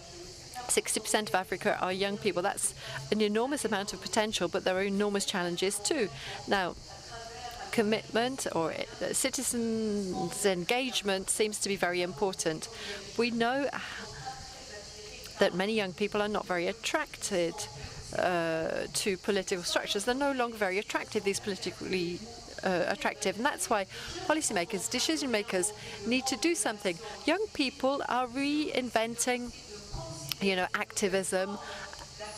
And so it's important to take these new forms into account. Social media, digitalization today, artificial intelligence are really drivers, not of expression, but also of education and contribution and participation. So we need to all think together. We need to think about opening up the spectrum, widening the spectrum in terms of young people's participation so that they have a lot more space, so that they have many more opportunities, so that we listen to them as well, and so that we can see them in action as well. Now, there are a number of points here that I would like to bring up. Demographic dynamics and innovation. As I was saying, young people today, many of them are innovating in different fields, in agriculture, in the world of ecology. There's the question of feminism that is being dealt with differently by them. But there's also the question of employment and social aspects. There are new things that are creating wealth. And then there's the question of citizen and associative engagement, where we're seeing an increasing mobilization on behalf of young people on social media. So they're working towards a more democratic environment. And it's about supporting changes within our society. We saw the Arab Spring, the African Spring, and we've seen many ecological initiatives on behalf of young people. But there are also answers. You know, what policies should we be setting up for young people? And that is where states have a role to play, but also other stakeholders. I'll talk about what we do. When you look at the consultation-based process, it tells us how many young people we have, what their employment rate is. I don't think that's sufficient, that approach. It has to be backed up by a qualitative approach that is based on experience, on aspirations, socio-cultural stalemates, and local dynamics that have an influence on young people's participation. This is something that needs to be analyzed. We need to look into stories and histories and experience. So let's talk about our Africa now. How do we go out to meet our roots? It's important to understand norms and the representations that young people have, their social representations, their relationship with power, with government, with politics, and also their idea of engagement. So we need space, we need mechanisms, and that's what we work on in the Policy Center for the New South. As part of the Atlantic Dialogue, which is a leading event that we organize in the Policy Center, we have the Emerging Leaders program as well. And Daniela is a product of that program. It's a program that empowers young people. It gives them possibility of coming together. It offers them a space, not just so that they can say what they have to say, but also so that they can give us their vision of the world. This world that we are trying to build together in a dialogue with their peers in the New South, but it's something that's also open to the South. It's as part of that opening, but with a vision that is in line with our aspirations. A new South, a new world, thanks to an involved youth. So Adele, the Emerging Leaders program, it's not just a space for meetings. It's a space for co-building, because they're already correcting the problems, the current problems. In that space, you might meet 50% of young girls and 50% of young women, 50% of young men. So there's more visibility for women, because it's important to maintain that visibility. The question of democracy is fundamental. It cannot be limited just to a vote. It also has to involve other actions. It should be about freeing up young people so that they can have a new approach. Then there's Morocco, of course. We organized the Calonge we will be organizing football in 2030, but in football there's a lot of empowerment as well. There's governance.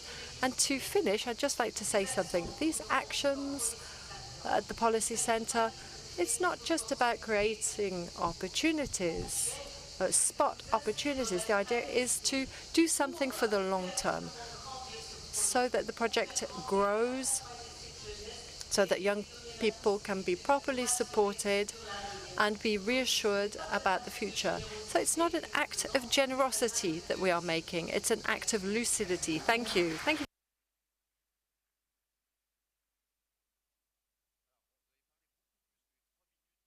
So you went over the original 3 minutes, but that's okay. We're a caring audience, so we don't have much time, but let me open up the debate to those who have something to say. There are microphones in the room. Let's start with the young lady here. Could you just introduce yourself and then give us a question? Yes, thank you very much. Hello, everybody. And thank you to our panelists. My name is Ajaba. I'm from Guinea. I'm a militant and activist. I defend human rights. And I'm delighted to see the Minister of Youth from the Côte d'Ivoire, because that's very close to Guinea. We share the same realities. And I'm also delighted to see the FIO. They're part of African youth. My question is, what is the real role of all of the young people? We talk about the World Network of Youth, what is the role of Guinea? Because I don't know what it is. I don't know any young people from my country who are part of the network. We are militants, we're out there in the field, we know what the realities are, and if there are spaces created for young people, well, it's not the United Nations that we're talking about. We're talking about Francophone organizations. It's not the United Nations that are going to give us the space. It's spaces like that, focused on Francophonie, open to young people, and they need to serve a purpose. But if I can just continue, I have a question for the gentleman. We don't always have opportunities like this. Minister, today with what's happening in the Côte d'Ivoire, we know that there's an awful lot of tension and opposition. What is your opinion of Mr. Ouattara's policy for young people? Because there is a huge risk for young people. It's like in Burkina or Mali or some of the other countries that you've cited, there is a lot of risk for young people. Minister, if you could maybe answer that. You already mentioned those risks. Yes, thank you very much. So the Côte d'Ivoire is an exception today compared with what's happening in other countries. Very early, President Ouattara thought it was very important to prioritize policies for young people. So there's a lot of growth in our country. We've got an average growth over the past 15 years, over 6%. So we've tripled our GDP. We've reduced poverty by 3 points, and that's quite exceptional in Africa today. And that economic dynamic is continuing. It's supported by proactive approaches, and that's what we're trying to do. So that means that we're not allowing young people to be manipulated. Of course, we have to work with them, we have to listen to them, we have to take into account their aspirations, etc. So we are operating democratically, and things will take place in good conditions. 10 years ago, there was a post-electoral crisis. So there was fraud in the voting system, but things have changed since then. And now we have a stable country, and you will see proof of that in a few months' time. So, a microphone over here, please. Yes, young man. Perhaps we can take 2 questions, but can we have just questions, please? Hello, everybody.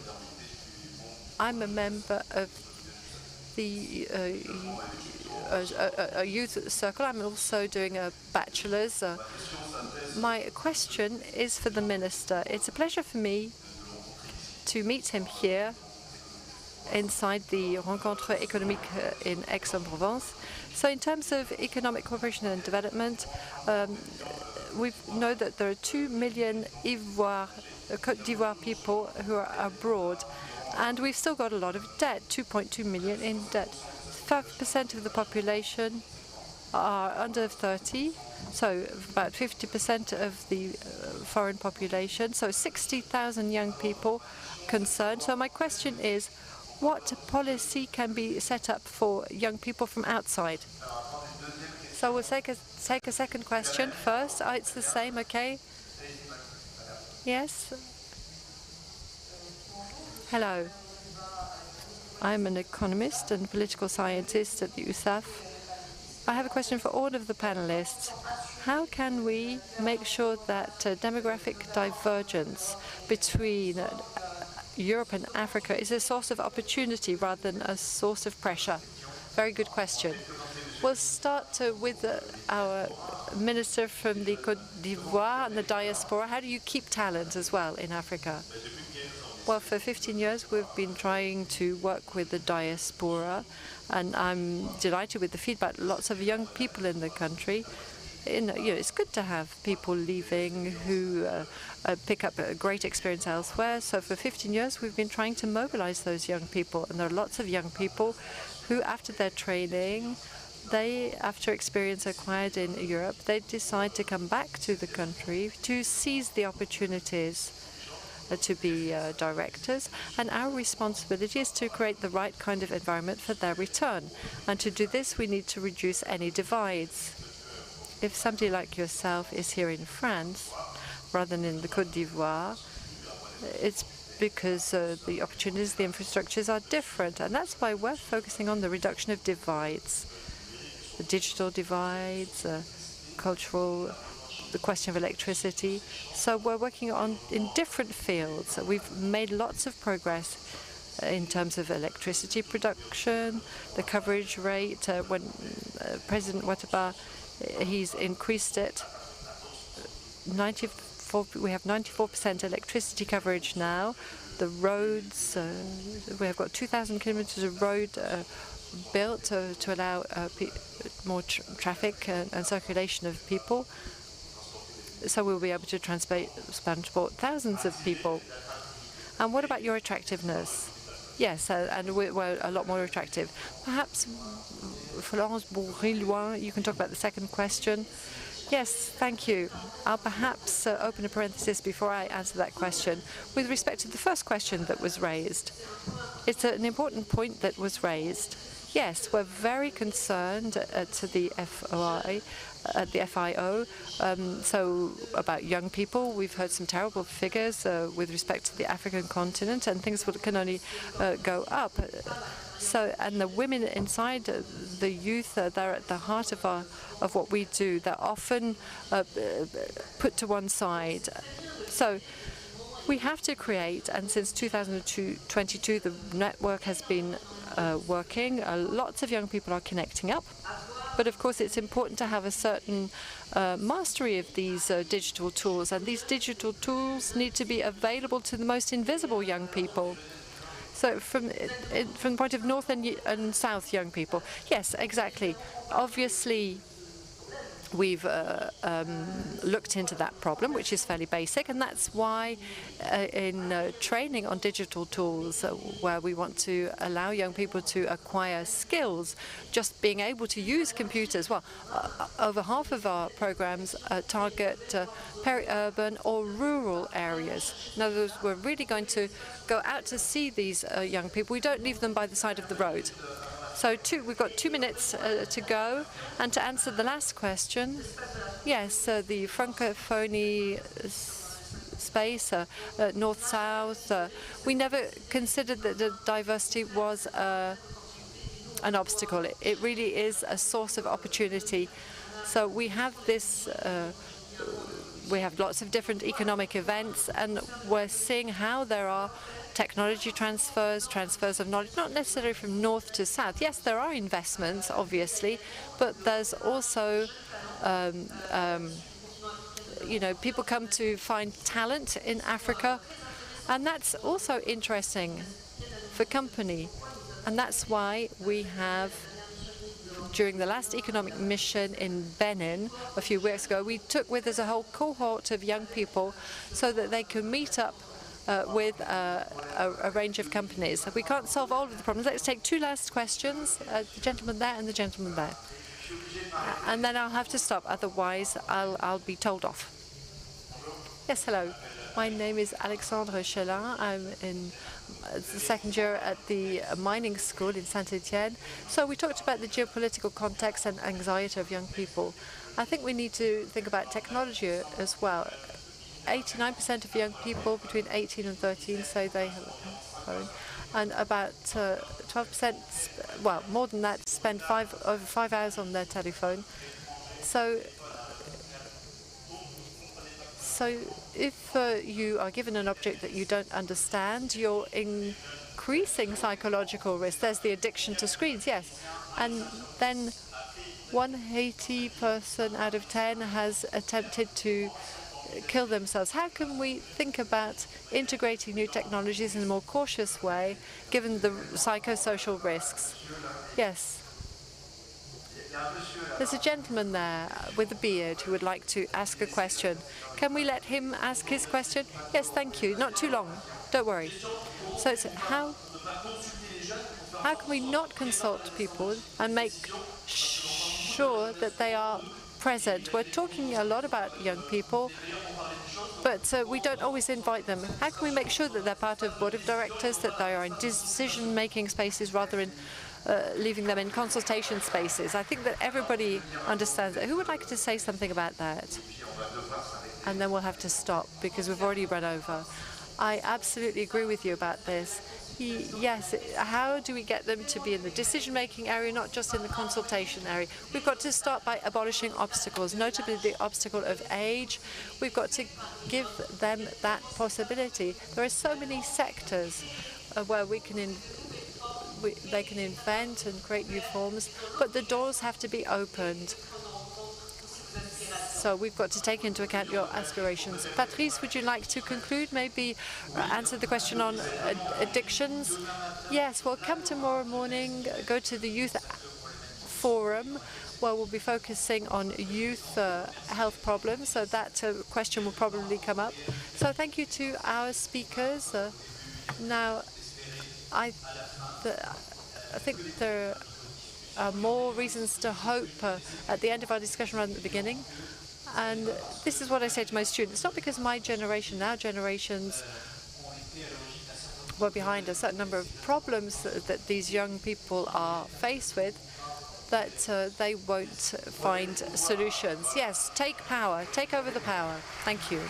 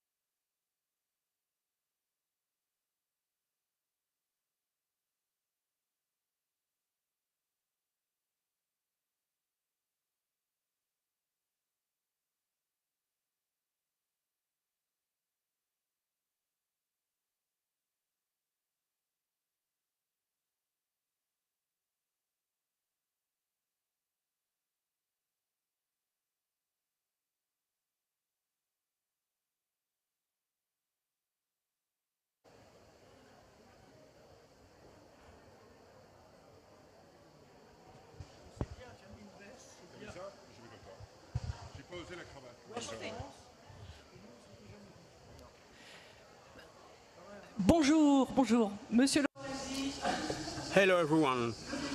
Good morning, Mr. Lorenzi. We're going to start our session. Thanks a lot for being with us. Education, all equal, really? So I will start with a quote. Einstein said, education is not about to learn facts, but to train the mind to think. Today, with our guests, we will have a round table, a panel discussion. Is it possible for the mind to think accessible? So I will introduce the different members. Yann Algan, co-moderator of the roundtable of the Cercle des Économistes.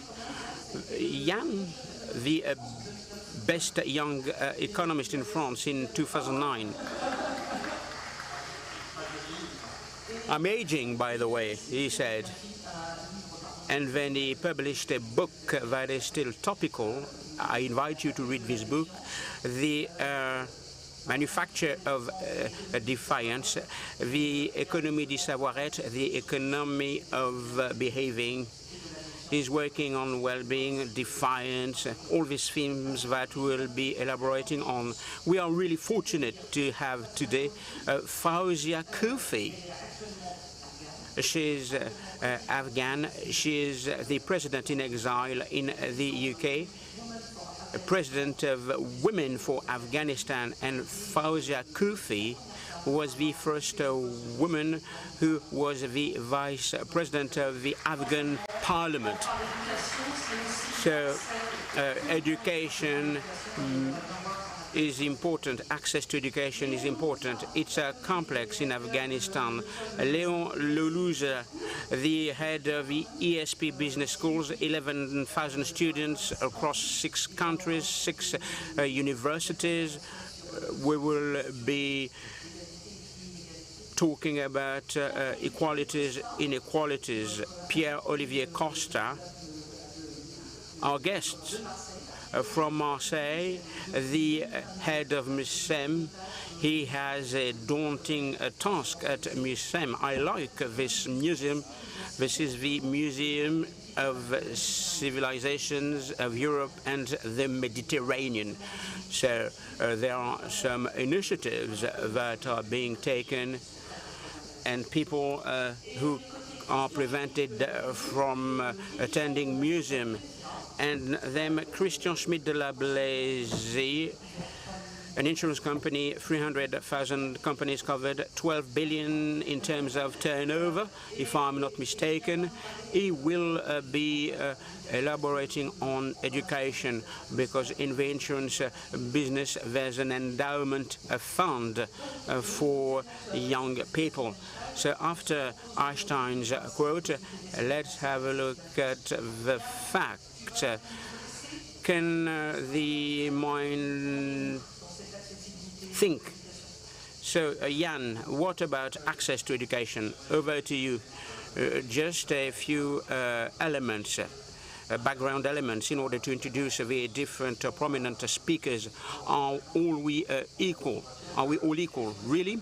Education is one of the themes where the promise of equality is the most significant for all citizens and across the world, and for a simple reason.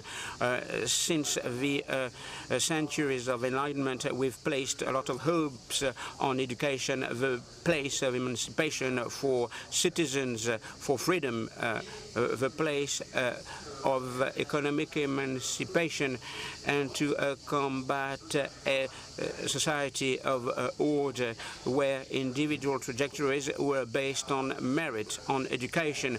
But this ideal, even though there have been a lot of progress, the academic rates have increased in the world, but this ideal of promise of equality has been shattered in the 21st century, and there are lots of inequalities in terms of access to education. can young women get access to education? And we'll be talking about Afghanistan. There are some financial inequalities, cultural inequalities, inequalities in terms of disabilities. All of these topics will be addressed. There's another point that is important to highlight, especially in France. In France, we are in a specific situation. We spend 5.6% of our GDP to education, but the system is the most unequal if you look at the PISA surveys, especially if you look at the origin of the degrees of your parents. So what should we do? What can we do? We'll try to talk about solutions. Education is the investment of the 21st century. Lots of works have been done by economists. Mr. Ekman said that when you're invested in education of children, will bring some benefits in terms of skills, in terms of economic development, in terms of citizenship, in terms of social cohesion in a country. And of course, we need to find how to invest these euros. For France, it's not a matter of spending only. And I will give my hunch. One of the most significant inequalities, you have gender inequalities, you have international inequalities, but you have inequalities in terms of socio-behavioral skills. You have lots of children, and this is the case of France, who think that the future is bad. There are some PISA surveys assessing the skills of children when they are 15 years of age in all the countries. France is within the average of countries in terms of academic performance in science, mathematics, or literature. But France is really lagging behind in terms of behavioral skills. If you ask French people, do you have confidence in yourself? Do you trust yourself? They will say no. Being good in maths, is it the product of chance or skills? People will tell you that is the result of chance, and this is something that is socially highlighted. How can we make sure that young people from underprivileged backgrounds, how can they succeed if they are under the impression that they are not good at maths? By essence, there are some solutions. It's important to work on those skills, but what is important is to look at policies that we'll be able to address as part of this panel discussion. Thanks a lot. The behavioral skills are one of the keys. We will hand over to Fauzia Kofi. Equal access to education means getting access to education. That's not the case in Afghanistan for most women, for most young women. Fauzia, can you tell us about the situation in Afghanistan for young girls?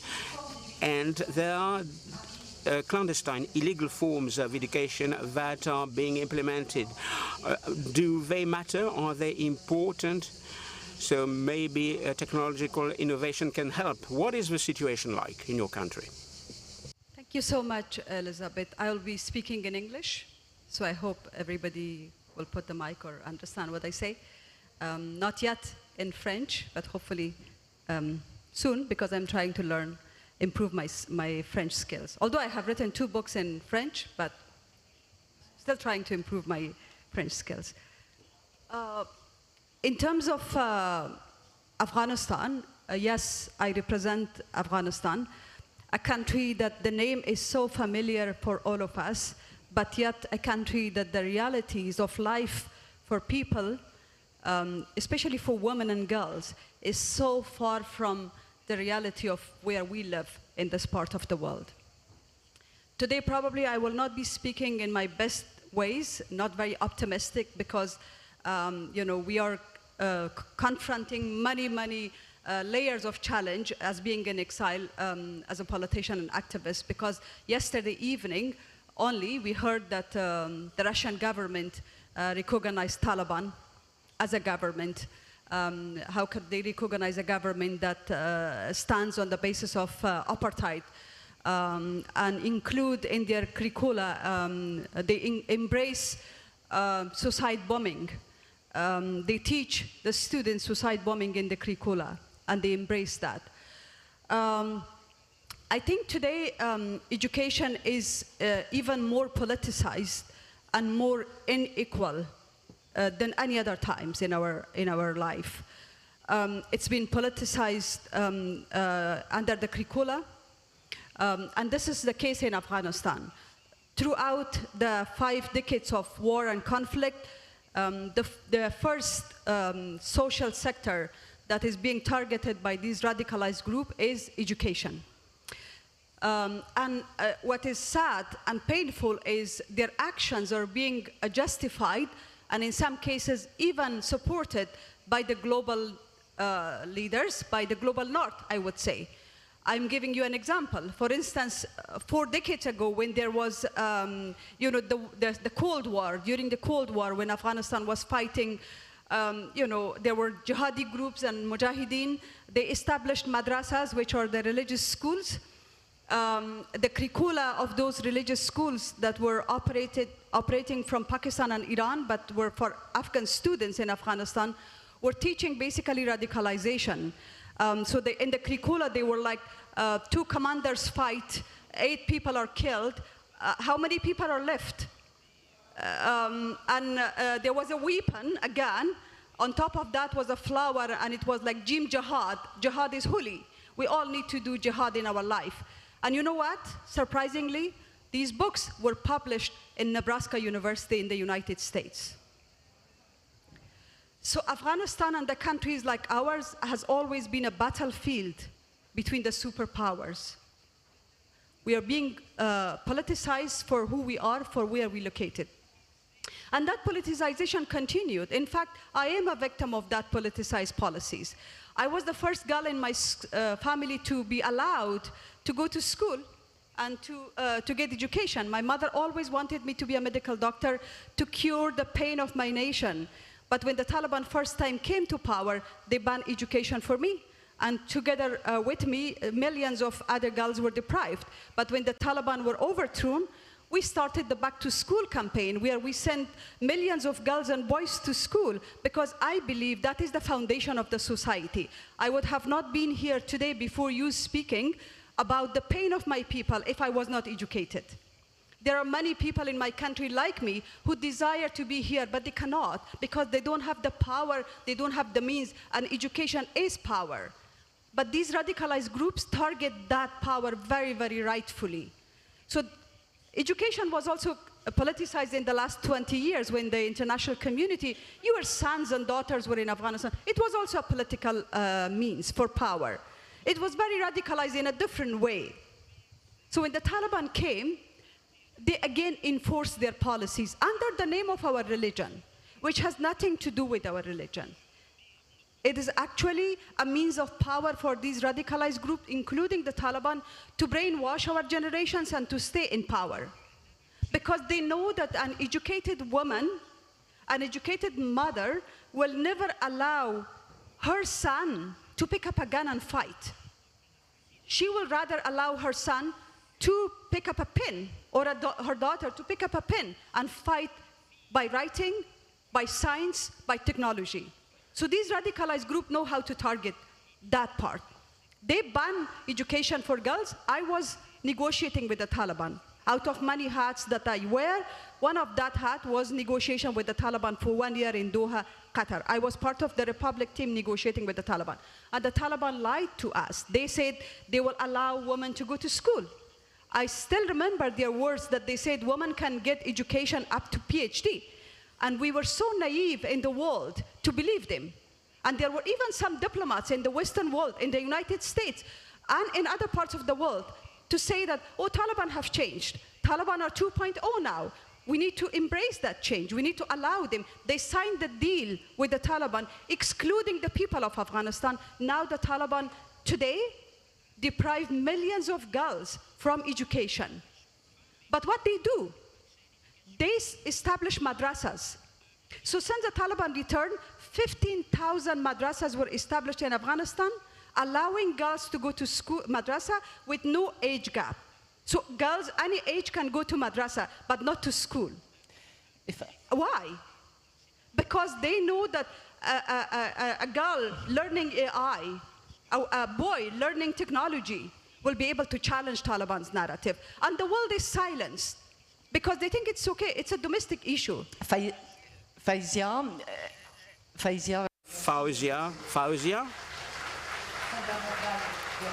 It's fundamental, I mean, to remind us of this situation. In a couple of minutes, is there a form of illegal education, a clandestine education in Afghanistan? Très court, Fauzia, pour... So be concise, be short. We know how to find our ways. It's very painful for me to say, but we still do underground schools. We create online education for girls, and you know what? In this part of the world, we take education for granted, but in Afghanistan, girls walk 30 minutes to reach the top of a mountain, to have a good internet connection, to join an online class of English or any other language, or mathematics or science. We do underground schools for them because we don't want to lose a generation to these radicalization. We do nursing and midwifery classes for them because the Taliban also banned nursing and midwifery. So in 3 years' time, our medical system will be disrupted because there will be no further nurses and midwives. But we find our way. Not easy. My colleagues have been arrested because they teach. Teaching is now crime. So that is where we live in this world. Huge disparity. We need to ask the question to ourselves, how can we reduce this disparity? Why is education a means of power, a means of politicians getting into, using their own ideological, narrative?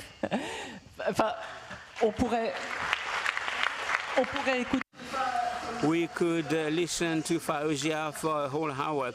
Very important what you've said. So a shock of education, an education shock. When you were 8 years of age, you left Laos to flee the regime. When you were 8 years of age, you arrived in Europe. So there was a kind of educational shock. You were fully uprooted. So in higher education, you have Asia, Europe, the US. What is the situation like? Thanks a lot for giving me the floor. Equality-based education has to be shaped. As you've said, in Afghanistan, and I went to Afghanistan just after September the 11th. I went to Afghanistan in order to make sure that the law could be changed because the Taliban did things that were not democratic. Just to tell you that as part of my experience between Asia and Europe, I would say that I was struck.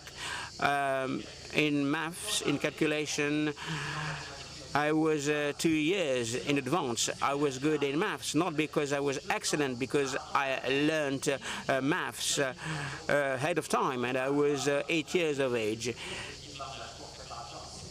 And in preparatory programs, we were 2 years ahead of France in terms of maths. In Asia, what is important is repetition, memorization. It's like martial arts. You have to repeat the moves, the gestures 1,000 times. But in France, what was important was reasoning, a step-by-step education. Of course, we want to awaken young children, adults. What are the basics? What are the fundamentals? And in the US, development, personal development, self-education. So the teacher is a coach in the United States, but in France, the teacher is an intellectual, a smart coordinator. In Asia, it's a matter of respecting the authority. In Asia, you don't challenge the authority. So the approaches are very different. They are concept-driven. All these approaches are different. How do you manage that in the ESCP, in the different campuses. In France, it's about critical mind. In Germany, a theoretical approach. Do you adapt yourself? Of course we adapt ourselves. It's not a good way of being international, yes, but it's the same course under different angles. Hybridization is important. There should be different educational approaches. I mean, there is no such thing as an approach better than another. What is important is to make sure that we can reinforce our vision. And what matters is to sort out problems and issues. So we have an international approach. There are differences. But in France, inequalities boil down to social divides, and people can be far from education. There's a problem of funding as well. Young people told us that it's complex. How can we get access to education? Pierre-Olivier Costa, you are the head of MUSEM in Marseille, the Museum of Civilizations. So you've drawn a parallel between culture and education, and you've said that there are some people who are prevented from going to museums. So you've launched many actions, and we can reduce those cultural divides. How? Thanks a lot for inviting me, by the way. Indeed, I'm fortunate because I'm the head of the youngest national museums in France, and it's atypical national museum because we collect objects of daily life, objects in the households of people. So these objects are accessible. So we will be using those objects in order to reach out to different people. The issue of equality is an obligation. We shouldn't leave people aside. So we will be targeted people who are far from culture, people who cannot visit our museum. So we will build bridges so that they can visit us. The bridge between education and culture, it is clear, it is well documented, it dates from a few years. So we are atypical. We have a lot of leeway versus other national museums. Instead of putting culture, artistic education in schools, we decided to put the school into the museum. We are the first museum to undergo this experiment dating October 2024. We created a classroom. We closed an exhibition room in order to open a classroom with 12 pupils and who were left out, and they didn't go to school for the past 2 years. So we hoped that the museums could help them to get back to school. And what is the impact of that? We have to be cautious. It's important to document this type of experiment. It is unprecedented. Out of the 12 pupils who integrated our structure, they managed to get back to school. 10 managed to get back to school. So we are very happy of this experiment, i.e. culture is a solution to societal problems and issues. So Jan will take stock of our discussions. Christian Schmidt de la Brélie, you are the head of Clésia, an insurance company. Why are you here? That's very interesting, in fact. Your presence is of great interest. Regarding access to education, to education for disabled people, you've just founded, or you've just launched, rather, an endowment fund. Yes, Elizabeth. Hello, everybody. In fact, I'm in charge of a social welfare group based on equality. Equality, thanks to the way the employees are organized, and we are there to protect people.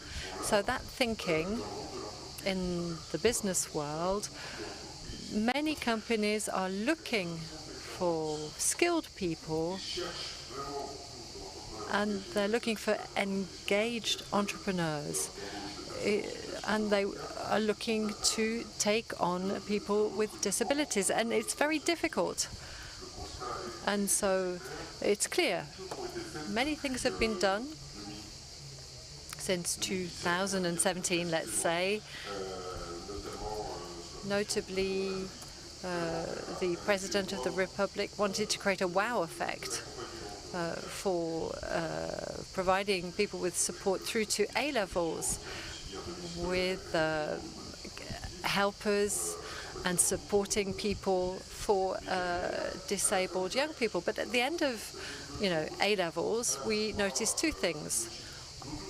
So there was a self-censorship logic followed by parents. So, my children can't go any further. And then there were lots of other difficulties. Not everybody is the daughter or son of people who have been through higher education, and so they don't necessarily have the opening that they might need. So behind that obstacle in terms of careers, there's the question of ability. In certain schools where there are foundation courses, you can't get in if you're in a wheelchair. And the second subject in higher education, it's important to provide support to these young people because their financial abilities are not necessarily different from those of somebody who is not disabled. So you've got to find specific solutions. Each disability is a specific case, so the inequality has to be compensated for differently. That's right. So the initiatives have been taken, thinking has been implemented about who we are as a company. And based on all of that, a fund was created. We refer to it as Handy Pass for Excellence. It's how to allow people to go the last mile. Now, obviously, immediately, we're not going to create Stephen Hawkings and put them in all companies. But the idea is to create a situation so that proportionally, somebody who is disabled and who is academically bright, because I'm not talking about cognitive disabilities, but proportionally, somebody who has a disability, but who has full intellectual capacity, well, that person has 15 times less chance of going to a major university. And are the obstacles financial or, well, the obstacles, first of all, the families have to be more open-minded. They have to be made aware of the problems, and that's of the opportunities, sorry, and that's what the endowment fund is for. The second subject is, after A-levels, the families need to be supported through the fund. The third idea is to shake up regions as well, those who own the different schools, so that, disabled young people can go through to higher education. Perhaps I could talk to the general manager of the ESCP. But the barrier, once they've got over that barrier, schools are quite ready to welcome them. There's a young person who's at Centrale Supélec, and who went through 2 years of hospital residence and is in fact a year ahead of their time. And that's because their family made that possible. What about the financial question, though? The endowment fund, does it help financially? Yes, we've provided a certain number of grants.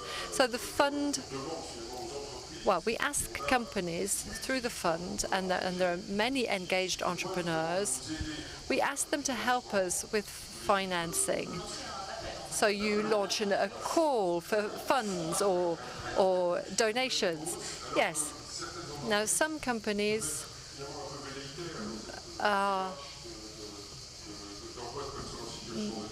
want to take on disabled people, and sometimes once people go through higher education, they have lots of ability. They have been made warriors, so to speak, and they're just as they've got a fighting spirit like anybody without a disability. So we've seen solutions. You were talking about social and behavioral skills. So if we go back to the first two-thirds of the roundtable discussion, how can we reduce the divides? It wasn't on the list of questions, but it's a good question to ask. Yes, there are multiple prospects. What strikes me, first and foremost, listening to you, it's the multiplication of initiatives outside of national education structures with associations, parents' associations, museum associations, university associations. It's important to build alongside, to compensate a national education system that's finding it difficult to keep its head above water with 1 million students. So that means that public policies are not working. Well, yes, they've come to a standstill. They're trying to make progress, but as we can see, for several years, there have been so many different ministers of education over the past few years. If I was a minister, I love that kind of idea. Yes, if I was a minister, there would be two priorities. The first is the question of accessing scientific culture, mathematics. I know it's a concern. Let me give you the figures that are worrying. So there are surveys called TIMS. These are specific surveys focusing on science and maths skills among young children in all OECD countries. This can be measured at different stages. So between 2000 and 2020, France went from 6th place to 17th place out of 18 countries audited. So there really was a big decline. Yes, and a decline at all levels. You've got a big group of young people who no longer understand scientific culture. But then there's the mythology of the French engineers who go to the big schools, the big universities. But even that number is going down. So also it's very gendered. And this brings me to the second part of what I wanted to say about priorities. If you're convinced that you're bad at maths and it's just in your genes, it's like asking a child to learn to swim by getting them to jump in and then they go to the bottom of the pool. Now, there are experiments being carried out, and the Ministry of Education is carrying out an experiment in Versailles, Paris, Poitiers. The idea is to train teachers as well. Of course, you've got to develop things that gravitate around the system, but it's important to train teachers. Train them by showing them a video that shows the brain like a muscle. It isn't a muscle, but it operates like a muscle. And as you train that muscle, you can see that the neurons develop and connect. So intelligence is grown. So just by seeing that video, things change in their mind. It doesn't cost that much. And then they say, oh, okay, all right, I'll give them homework and I'll do the homework, etc. So the third part of the roundtable now, I've qualified these inequalities in terms of the brain as invisible. Let me explain what I mean.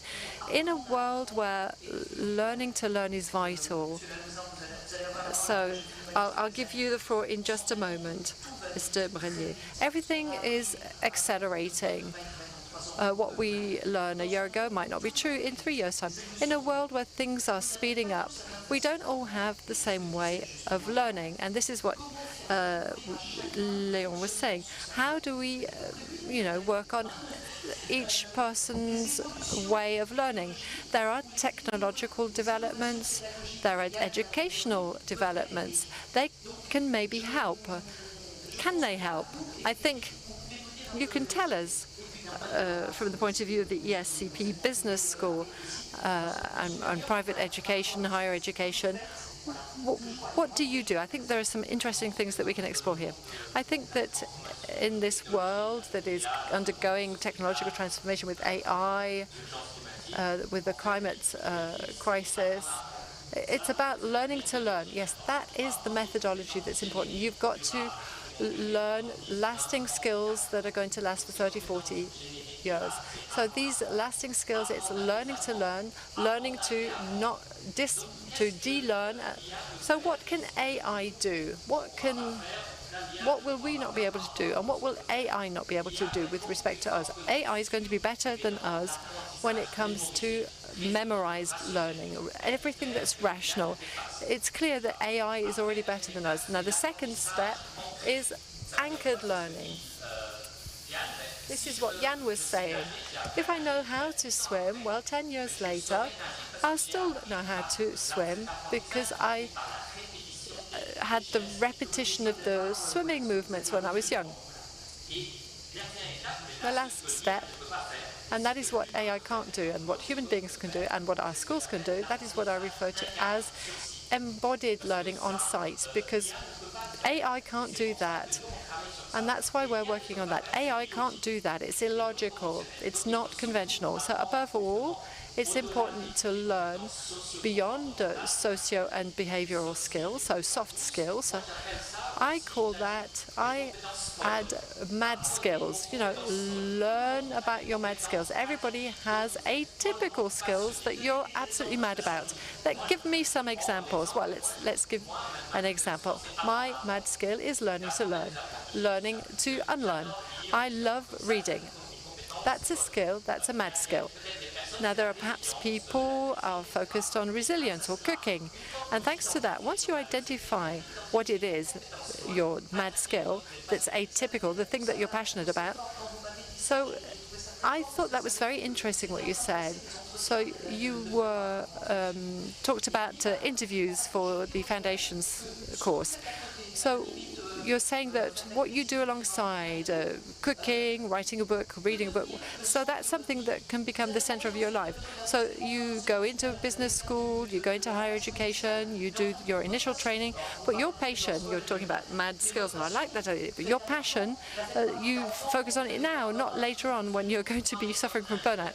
Yes, let's take a young person who's got into the school, who loves pastry, making pastries, and so he might then do training to become a pastry chef and open 20 or so pastry shops. So he focused on the mad skills and has the business acumen because he went to business school. So I've been in France for 49 years. In fact, it's important to encourage people rather than discourage people. And it's what Jan was saying. We've got this elitist culture. A little bit of privilege takes you a long way. But we need excellence for everybody. Everybody can get there. I talked with Olivier Blanchard, the person in charge of the economics at the IMF, and I said I was good at maths, and I said that when I did my A-levels, I was not very good. So when you discover expertise, well, it can be later on in life. So I think it's really about encouraging, not discouraging children to learn to learn.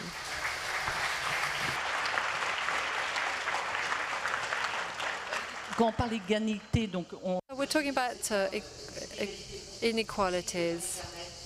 They mustn't be generated. We must make sure that they're not.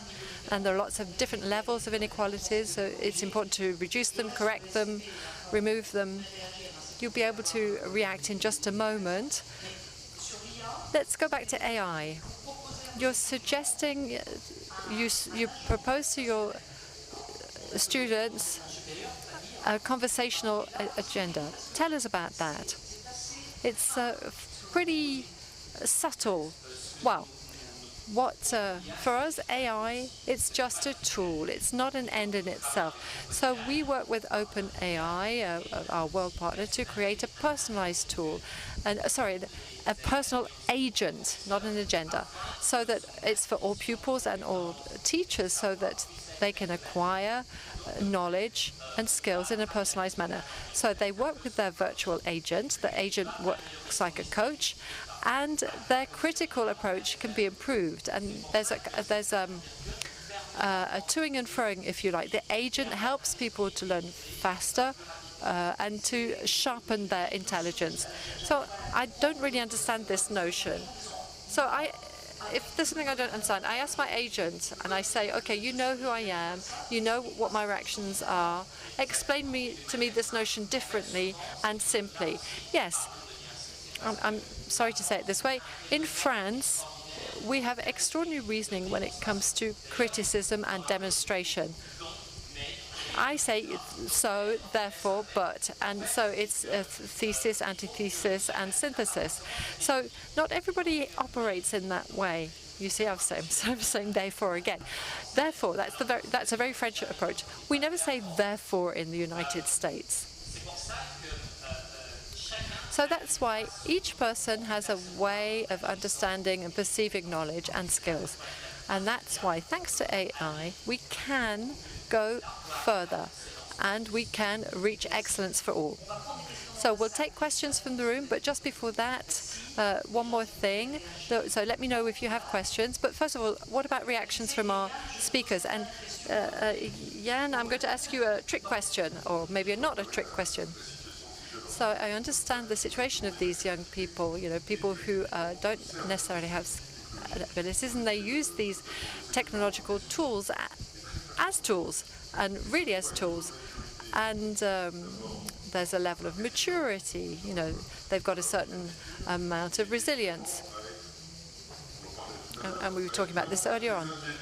So and we're talking more from the point of view of engineers than literary experts. So we've talked about AI, self-driving cars, but we have the opportunity to push these young people who are barred from higher education.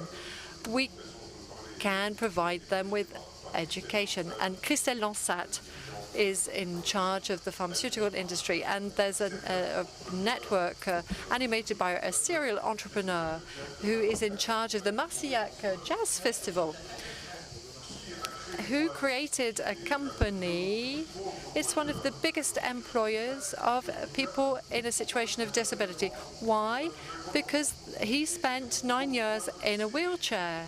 So it's this percentage of people that need to work for the others. So, Pierre-Olivier, I know you want to react.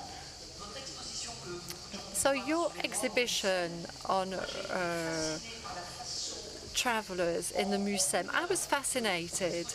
In an hour of exhibition on the Rom people, I learned more than in a book, because you'd managed to pass on knowledge with 5 different types of support. I realized that my connectivity picked it up automatically. Is that one of the solutions? Yes, one of the solutions for fighting against inequality is to look at what we all have in common and to use that. In museums, there are people who are highly erudite, who've been to the Louvre School, who are interested, curious, they've read reviews, and there are some people who aren't like that. But we all have something in common, a panel of emotions.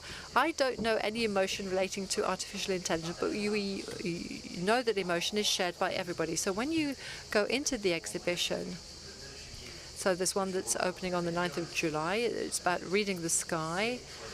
It's about the starry skies in the Mediterranean. So there are lots of books that can be read then. Yes, you can go to the exhibition as well, though. So you get in through emotions, a sharing at human beings' levels. So it's a popular tradition. So there's a focus on popular traditions. When we thought about the objective of the museum, we wanted something for the ordinary people. So you go into the exhibition, you meet somebody who talks to you about their life, and there's a lot of emotion that is shared. So it's a way of showing inequality. And this will take me back to my last question before I open the floor. And so if we talk about figures, 3% of GDP for average school performance, what efficacy are we talking about? You talked about training teachers. We're talking about doing things at a human being level. In a world that is restricted in terms of public finance, is the solution to say to our teachers at all levels, let's take that emotion, let's take those mad skills, and let's take education outside of school? Yes, just very quickly, and then we can give the floor to the public. One of the big problems in France, but not just in France, everywhere, is really the training of our teachers. We're seeing this, it's an observation that's been validated. So they're very much focused on academic aspects, not on the active teaching itself. And in the active teaching, there's a way in which you have to treat children from the point of view of their emotions relating to learning. Teachers themselves in France, they say that they're not prepared properly to pass on knowledge. So it's time to change that. Let's try and change things then with solutions. Do you have any questions in the audience? There are some microphones going around. I don't know who's giving them out, but we've got some questions. So we've got 6 minutes for questions. Can I ask you to introduce yourself, a short question, and then we'll give some answers. Lots of questions I can see. Thank you.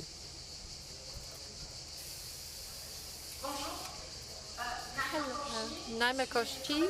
I work in a humanitarian sector. I'm a mediator for preventing conflicts in Africa. It's very hot. I'd like to understand another risk that's going to widen the gap of inequalities between girls and boys, and that is crises. I work on Africa. There was the COVID crisis. School stopped. Lots of children weren't able to follow online courses. There was no internet, notably in rural areas. So there were people who took initiatives, but lots of school pupils dropped out, especially young girls.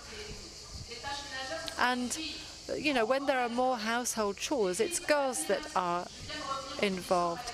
I've just come back from mission in Madagascar. So island countries are the most impacted by climate change. And when there's a cyclone and the school is destroyed, there are very few girls who actually go back to school because they drop out. They have to help their parents. They have to get married early. So we're not seeing these things in developed countries. We're seeing them in the global south, especially with the climate change and the health crisis that may be generated again. These exacerbate inequalities in developed and non-developing countries. But, then we have the ideological problems like those in Afghanistan where young women are not allowed to go to school. Thank you. That's not really a question. It's more of an observation. Would our speakers like to react? No? Okay, let's have another question. Thank you for giving me the floor. Morgane Urias. I'm an apprentice and consultant for recruitment. I come from a family of farmers. I was lucky to be allowed to go to several good business schools. But when I look at the expense of schooling and accommodation, I thought, well, what's the point of all of that when I can't reach my goal because of financing? So have we really democratized things if people have to remain in front of the door because of financial problems? Let me answer that. I said yes to the SCP, the financial barrier should not be a barrier.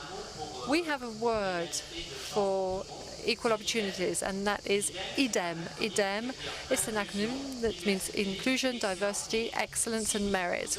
If you manage to pass the exam, come and see me, because in 2021 in the school we've set up free schooling for the first 3 years. So no school fees. For the other years, we give a discount. Why? Well, did you know that in big business schools, at the SCP, we have no state subsidies, not a single euro. So how do we finance? There's no secret. Does excellence come at a cost? Does it come at a price? Yes. That is thanks to the foundation, but also if a school, even, at the ESCP, if you succeed with the competition, we don't want to do any positive action. We don't provide bonuses. That's not. If you succeed just like the others, then you come to the school and we will set up the right kind of financing. So that's Léon's answer. It's from the private sector, but your question is the real question. I know that there are some things, and this is where innovation in higher education and in the field of public policies can help. We're not going far enough. I've always said that we could have a win-win situation. Yes, you can't live, but why not have a company financing you, taking out a wager on you, and then you promise to stay with the company 3 or 4 years afterwards? So it's a good question.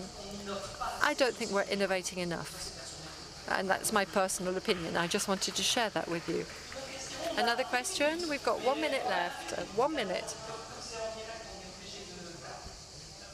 Hello? Very, very quickly, please. So I arrived in the middle of the discussion, but I have the impression that you focused a lot on intellectual stimulation, the method for learning, and I wondered, do you tie this up with IQ? Is there an impact between inquisitiveness and intellectual stimulation and IQ, or not? En fait, ce que vous dites là, What you're saying is that, well, our conviction is that intelligence is plural. It's not just founded on all things that are rational or logic. It's important. You need to be rational. You need to have logic. We were talking about emotional intelligence, the intelligence to read situations, intercultural intelligence, relational intelligence. There are all these forms of intelligence, and curiosity, inquisitiveness is an essential intelligence. It's important to observe. It's important to listen to people. It's a rare skill. So perhaps one last question, and that will bring us to the end, but let's just take it. I have a young girl where she will start her higher education studies soon. We're beginning to look at things. What we're seeing, though, is that the expenses are over 15,000 euros a year. So we can't talk about equality. So even when two parents work, how can you pay for that? How much does your school cost? If you don't come out of a big business school or university, there's no follow-on. We're not equal because we don't have an equal economic system for helping the underprivileged, whether we're talking about mid-schools or high schools. We will never be equal. Now, we don't just have a private answer. There is higher education, and there are cases where things are not expensive. But of course, you have to be able to live at the same time. It is a big subject. We could have had a whole round table on that. Perhaps we can talk about the price, because, you have to call a spade, and then we'll finish. So with respect to the price, for the post-bac program, it's 15,000 euros, but we've set up grants. But you're right. All higher education in France is excellent at university, but also in the major engineering schools or business schools. So we mustn't say that it's not because I didn't do this school that there's no follow-on. No, that can't be true. Fazia, very quickly, because we are live. One last word, if that's okay, very quickly. Question of inclusion. We all have a responsibility to ask our policymakers and ourselves on how much of our GDP actually is invested on education. Education is not a luxury, it's a fundamental right. But if you compare it to the fact that how much of the money is going to weaponization and companies and factories that produces guns, as opposed to how much of our GDP goes to education, then you will see the differences and the discrepancies.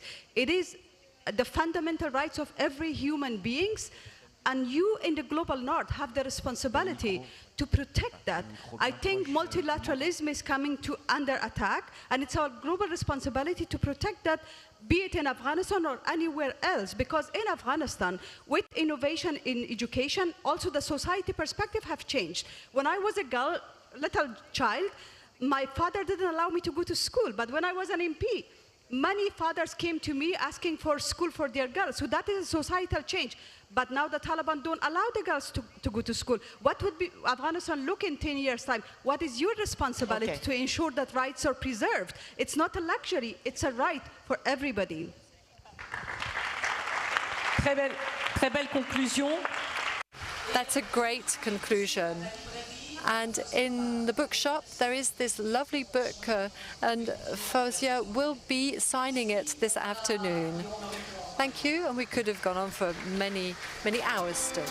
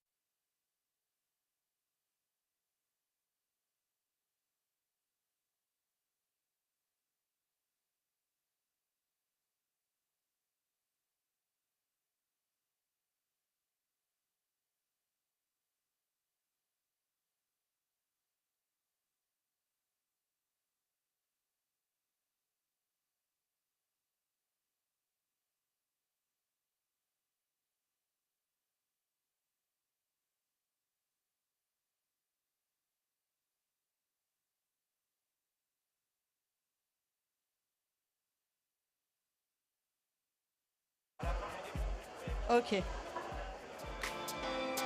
Bonjour à tous. Good morning, everybody. If you please take a seat, and that we pay attention. I'm Alexandra Ben Said. I'm a journalist at France Inter, and I'm very happy to very honored to animate this roundtable, which is called From Billions to Trillions, Billions to Thousands of Billions, Finance the Transition in the South. So just in a nutshell, just why is this roundtable of great importance, a big issue for us?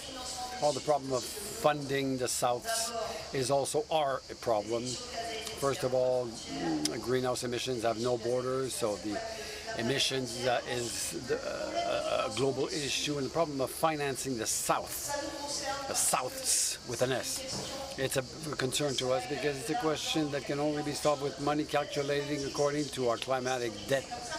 It's a historical issue. When we talk about the COPs, for example, in Baku, we promised to developing countries, when I say we, developed countries promised 300 billion per year. Before that, we were barely reached 100 billion per year. And the step seems to be much higher than 300 billion per year. And the problem of South countries is they have a complicated equation. Some of them don't have access to the financial sector to finance their tradition, and they have to finance their development at the same time. So that's the complicated equation.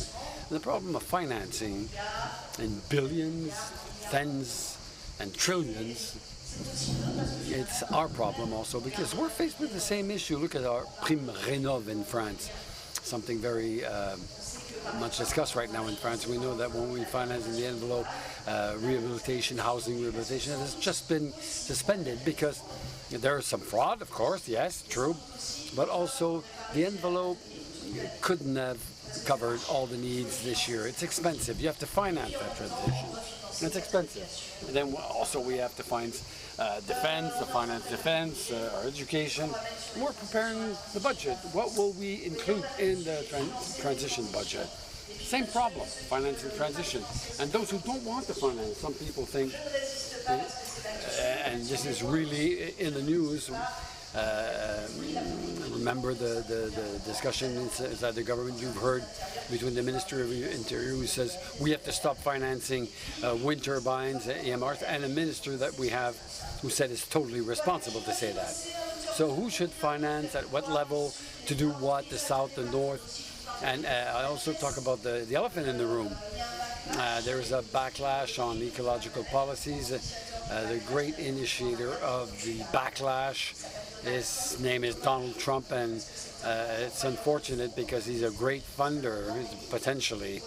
The U.S. is a great country, but it's a major polluter also, and the backlash is really bad. So South-North, are we in a dead end? Are we condemned to inaction, to raising taxes? We have solutions to finance. Do we have solutions to finance the fight against the climate warming? So this roundtable will cover all these issues, particular focus on the southern countries. And around me, there's a wonderful panel. There is, first of all, Monsieur le Président, Mr. President, former President of Costa Rica, Carlos Alvarado Quezada. And I thank him for being with us. Sitting next to him, Monsieur Otorbayev, Jomart Otorbayev, former Prime Minister of Kyrgyzstan Republic, Kyrgyz Republic, Central Asia. So thank you for being with us. The Minister of Ecological Transition in France, Mrs. Minister Agnès Pannier-Runacher, good day to you. Thank you for being with us. And sitting next to me, Mr. Tao Zhang. Mr. Tao Zhang, representative of the Asian representation of the Bank for International Settlements, the BIS. It's the bank of central banks. They monitor financial flows, the piping, in fact, where the money goes to finance what. Merci d'être avec nous in French. Thank you for being with us. And the person who organized this room, Hélène Rey, she's an economist, a member of the Cercle des Économistes. Just like to say that how long do we have before us? I think we have 50 minutes. There will be a question for the Q&A, time for the Q&A. But first of all, we'll start with Hélène Ray, who will sort of set the frame for this round table. Mrs. Hélène Ray.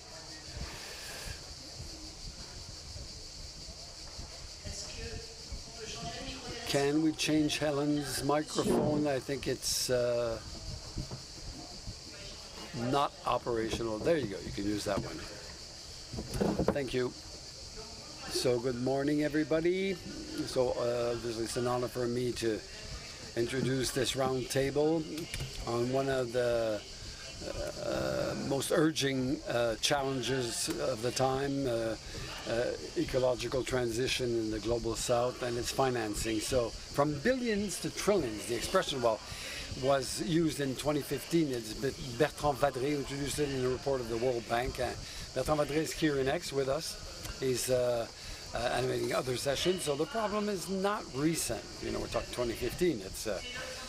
It's an issue, a problem that has been with us for a long time, but it's also a global problem, as Alexandra said.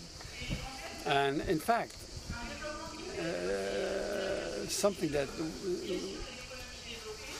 of course, developed economies are always key for the fight against climate change, but it's now emerging countries and developing countries that are who produce 2/3 of greenhouse gas emissions, and it's also emerging and developing countries who have an extremely rich biodiversity and nature. So it's obviously in these countries that climate change has the strongest impact, and where the fight against climate change has an impact. So if we think of the biggest emitters, 2 are from the global south, China and India, and 2 which are advanced countries or regions, the US and EU. So the countries of the global south must rapidly have a development strategy that is low carbon, and also develop ways of preserving the biodiversity and nature. And all this despite a capital cost that is very high, much higher than in advanced countries. And so that's really at the heart of the problem. The countries of the south, global south, have a financial deficit that is colossal. We need 2,000 billion per year until 2030 to finance climate change and sustainable development, the ecological transition, and we're very far from that. We're very from the 1.5 degree limit of the Paris Agreement. We're on paths that are heading towards 3 degrees in terms of climate warming. And so we have to be able to finance the mitigation. That is, the mitigation is the fact of trying not to emit more greenhouse gases, and also adaptation, how we adapt when we have a climate crisis, when the climate is warmer and warmer, increasingly warm. And we'll talk about Kyrgyzstan, or the Kyrgyz Republic, a country that has glaciers. We had the disappearing is a drama in countries where you have a lot of hydroelectricity. In Costa Rica, there are climate change, temperature changes that are dramatic for coffee crops. It's really serious issues, serious problems on a day-to-day basis. So for this panel, I propose that we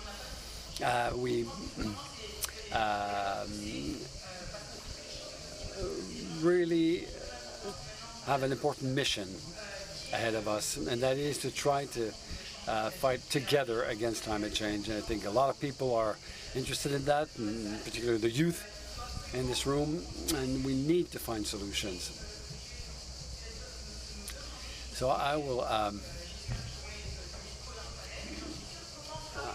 how do we really strike hard to improve things? What priorities should we tackle to try to change things at a larger scale? So 3 examples I'd like to propose of major projects for mitigation. In my opinion, one is pulling out of coal. And for a lot of emerging economies, well, it's a problem. Like India has a very rapid growth. Emissions are on the rise, and a large part of their energy is produced with coal, a very carbon-intensive fuel. India is trying to pull out and be a good thing for the world. The second mitigation project is preserving the Amazon. How can we preserve biodiversity and trees in the Amazon region? We can learn a lot from Costa Rica to that effect, and maybe extend that to the carbon credit markets, etc. And the third example of a major mitigation project is developing solar energy in Africa. Why is the African continent, where there's a lot of sun energy, why isn't more covered by solar panels, and why can't solar energy be exported towards European countries through their production? Who will do the investments? And we have a lot of things to do to adapt. I mentioned the Kyrgyz Republic, and also in France, a lot of adaptation project. All the economic studies that are focused on the cost of climate change are faced with costs that are much higher than we thought. That is, if we do adaptation work, if we invest in adaptation, it will be good even for the public accounts. Because if we don't invest in adaptation, well, we're going to be paying very high costs as a punishment in a way. So even for public finances, we need to think of adaptation. And for the large country and the coalition of large countries, mitigation is also a serious option to lower the cost of finance, of public finance. What can we do? There are some options. Talk about the Paris report, which is from the CPR in Bruegel. It's just been published. It's called Public Action Without Global Governance. It gives a certain number of ideas, like a coalition of countries to finance ecological transition in emerging countries. Hybrid financing will probably address this with the BRI, the IRB. We can use multinational results to try to really follow the capitals, like carbon credit markets, and eventually the markets to clean up the carbon which can be created, technological transfers, a lot of things that we can do concretely. And now I'll let the panel tell us and give us their examples, and I hope we pull out of this session in a very constructive and optimist way. Thank you, Ella. Thank you. Perfect transition. We will now give the floor to President Alvarado. Could you please tell us about, Costa Rica is a pioneer country. Is it possible to finance the transition? To do what? With what money? I believe that you've done quite well. Thank you. Yes, hello. I'm very happy to be here. Unfortunately, I'm going to be speaking in English. I apologize, but I can express myself better in English. Our own development related to the environment, there have been several stages and several learnings. Last century, at the beginning of last century, Costa Rica was 80% forest. 80%, 80 forest of our country. But by 1980, we were only 20% forest. We had devastated most of it, mostly for productive activities and in agriculture. Back then, starting in the 1970s, scientists, politicians thought it was important to preserve some ecosystems. Costa Rica is a petit morceau of land, but it has 6% of the planet's biodiversity. It's a jewel of biodiversity. And we were losing that, not only Costa Ricans, but whole humanity. So the first generation of policies to finance it was the creation of the national park system. So starting with the 70s, we created national parks across the country to preserve that nature. Back then, people said, you're going to destroy the economy, that is worthless, that is bad for the country. But it was completely the opposite. The national park system not only preserved nature, but created new industries, clean industries. One of the main industries of our country is ecotourism. So that first generation of conservation created wealth, grew the country and benefit. And how was it paid? It was paid by the taxpayer. The country got debt, and through taxes, it's been paid. It's also fair to say it's very expensive. We're still paying that to this day, and it's a burden. But it created growth, and it created well-being across the country. But there were other problems, environmental problems, because you have landlocked pieces of land, but genetic diversity could not express. There were not natural corridors. So in the 90s, the second generation of policies was what's called the Payment for Environmental Services. This is a scheme in which private owners of forest are paid for the services the forests give society. Remember, this is the 1990s. People thought they were crazy, they were smoking pot, they were high, because nobody believed back then that this was something to pay for, that was to put a monetary value in it. But it happened. We created the payment of environmental services, the first in the planet, and to this day, owners of private forests are paid $57 a hectare for conservation and protection, reforestation, several schemes. How was this paid? This was paid with the technical support of Norway. Aid is key. It was paid through loans with the World Bank and the German Reconstruction Bank, but also, and most importantly, with a tax on fossil fuels.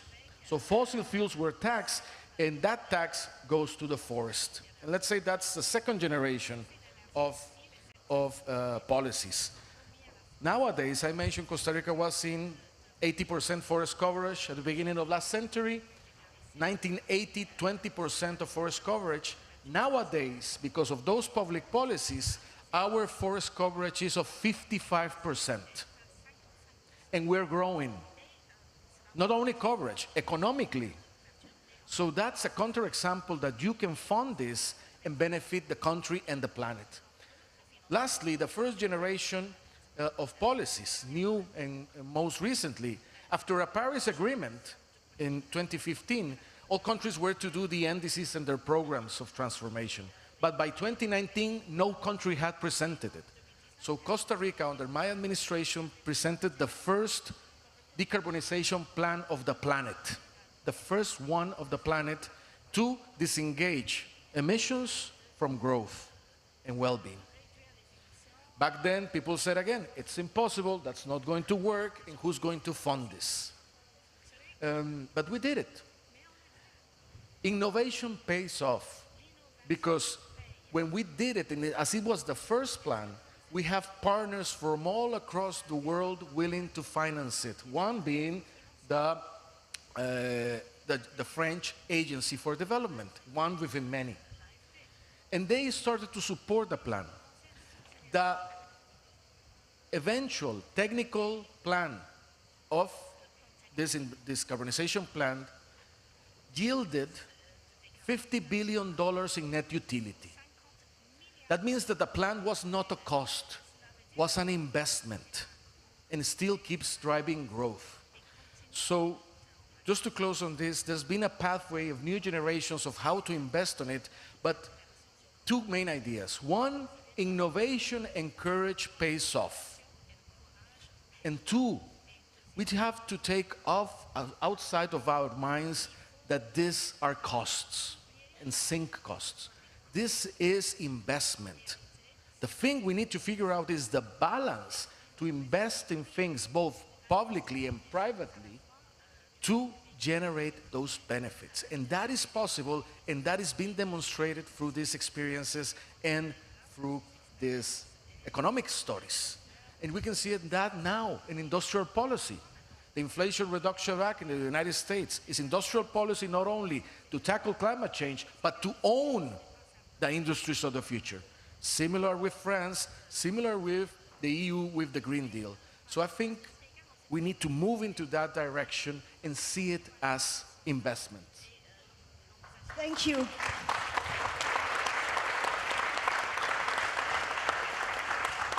On démarre avec de l'espoir. We start. Mr. Prime Otorbaev. So do you see the things the same way? You live in you come from Kyrgyzstan. You have a low carbon print. You have jewels, which are glaciers. And do you think you can disengage emissions from growth and how to finance this transition? Thank you very much, and I really pleasure to be part of this outstanding session. And it's very successful conference. What I heard that more than 1 million people watching and listening what we are saying. This gives us a lot of responsibility to give real sense principles and ideas. Are we able, as part of the Global South, to finance green transition? I cannot say for all Global South. For instance, I know not too much about Africa or Latin America. I can say a little bit about Asia, where we are located. And as many of you know, Asia is doing very well in economic development. And my part of the world, which is Central Asia, which consists of 5 former Soviet republics, so-called STAN countries, doing very well. If you have good economic growth, then you will be able to finance. This is my point. So we are in Central Asia really unique in sense of being able to provide stable economic growth. We are highly educated population and favorable demographic environment. This unique combination of the 3 factors is unique around the world. If you look to the numbers, last 20 years, average annual growth of Central Asia was 6.7% in the last 20 years. From 2000, our trade increased 9 times with outside world, and foreign direct investments increased 70 times. So we are in a growing curve and will be successful. Therefore, we will be able to finance green transition. Clear like that. We're in good geographical location. China, India, other countries around us, we're cooperating with them. We're only looking forward for our next success. But I would like to make 2 challenging or maybe provocative statements here in order to maybe to ignite some kind of discussions and issues which maybe go out of the box a little bit. Upon preparation of the conference, there was a perception that will Global South able to finance green transition? I want to turn things 180 degrees out. I ask everybody whether Global West, will be able to finance global transition. Why I'm telling this? Last week, in the NATO summit in The Hague, the commitment of 32 countries to spend 5% of GDP to military expenses is overwhelming, historical, and dramatic change. If everybody will meet 3.5% core target by 2030, it will total $13.4 trillion. If we put $1 banknotes on each other, and it will reach moon 4 times. Incredible. Where is this money coming from these 32 countries? This is a question, because European economy highly leveraged. So some should give in order to take. And if you look around, the most risky points of financing would be social and environmental needs. This is really something should be turned around. South, Global South in Asia will finance, and even more than we committed to do. So, okay, we have to find the sources, and that is why we're talking to Europeans. Please help us as well to meet targets to 2040, for example. I want to share you very important observation that we are in developing world, look to Europe as role model.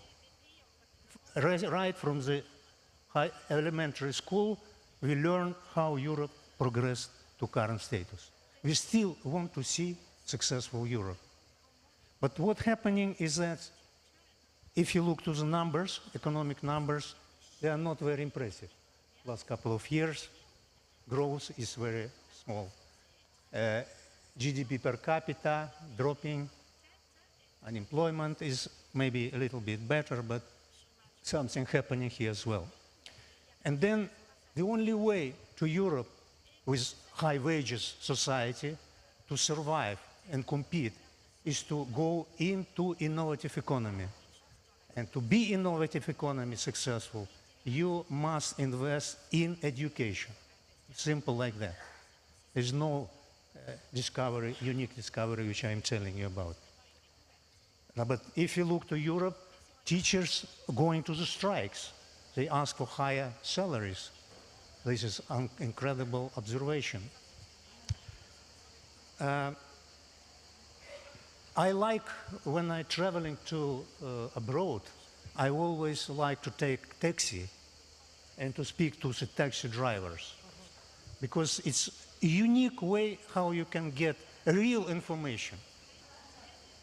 And then when I was in Marseille, I've been driving with a man, a French man of Algerian, let's say, decency, with whom I had a short conversation, and he told me really an incredible story. He said that he gave his 2 children to the private school, not top private school, something like 1,000 euro per month. So I said, public school, what are you doing? He said, public school are not reliable. They're not giving to my kids knowledge. This is absolutely terrible. This is where we all should focus, and Europe should be continuing to focusing to be, for us, a role model. We are in Central Asia, have good demography, as I said. Everybody wants to study. When I was Prime Minister, I said to my cabinet, I only will be doing things with revenues. The expenses, all will go to education. Don't go into the spending appetite. Everything will be going into education. It's another challenge. And I wish that our conference will be really brainstorming at least 2 facts. First, will West be possible to finance green transition in view of $13.4 trillion commitment? And if Europe will be able to finance innovation based on quality education. Thank you. Thank you. Thank you, Mr. Otarbayev, Mr. Prime Minister. Bon, double charge. Bon, double charge by the Prime Minister of Kyrgyz Republic. He says he'd be provocative, and he was, so double charge.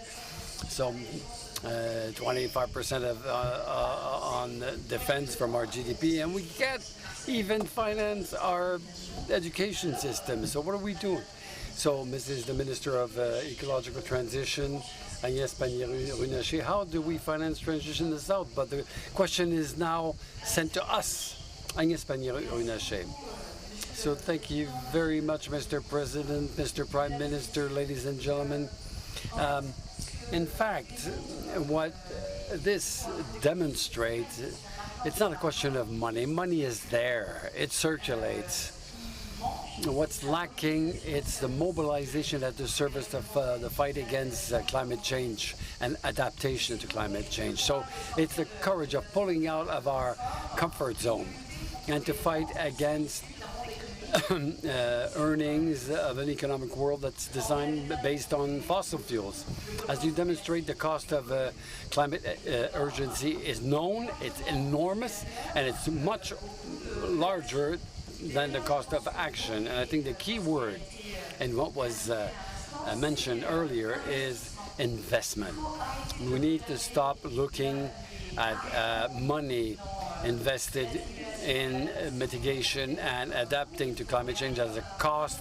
It must be considered as an investment. There are the good investments that we should do and the bad investments. The case on renewables, there are good investments on renewables and there are bad investments on renewables. And the challenge is to go from the billions to trillions. France is mobilized with the President of the Republic. It's mobilized on the agreement that was initially called the Paris Agreement for People and the Planet. So we transformed in an agreement for prosperity, the people and the planet. It was launched in 2023, and it's a roadmap that we co-designed with the countries of the South to sort of like get to a rupture of this question of financing. How we move from budgetary finance of a reduced number of states, which are those who the usual financiers of the Paris Agreement, to a genuine mobilization of all financial sources towards the fight against climate change, with three pillars. The first is that we can't oppose the economic development and fighting against climate change, and so the money for development help should also accompany climate transition, and this money should also take into account the fact that developing countries have a debt, and we still need to lend money to them, and we can't stop at their results. Otherwise, they're blocked in their capacity to undergo their economic development and to fight along with us against climate change. The second pillar is, in fact, mobilizing all financial sources, the states, and of course, all those who can. It means that since 1990 or 92, where we established a list of usual financiers of the Paris Agreement, some economies have strongly developed, and now they can play a role. And today they should finance. The GDP per head of France is the 11th in the EU, and it's interesting to say that. And the third, and linked with this, it's also mobilized philanthropy, the corporations, banks, and the citizens.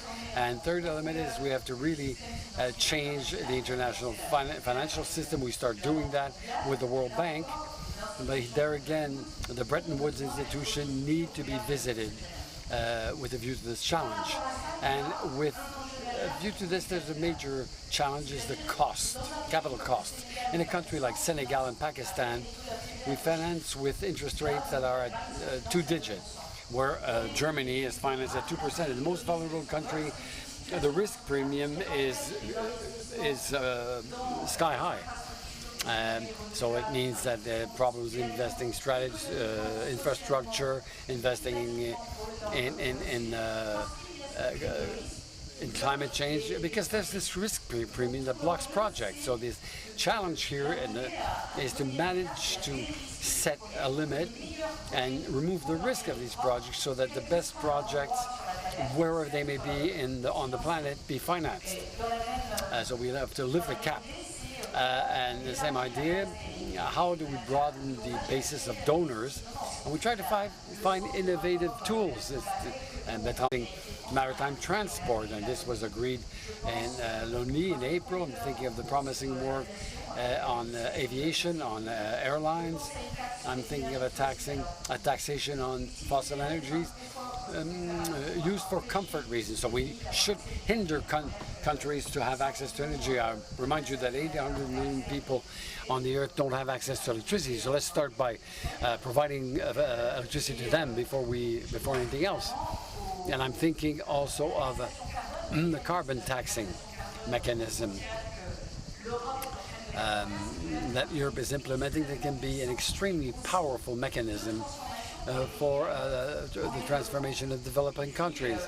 And then there's the use of special drawing rights for the World Bank, and also reform Development Bank and bring together agendas. When we listen to developing countries, they don't see the color of money. It's too complicated. The banks are slow.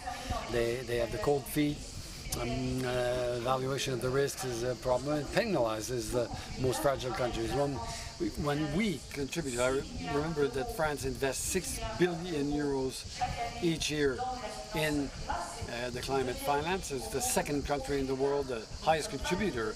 We're not the second richest country in the world. We're not the second country with the highest GDP per head.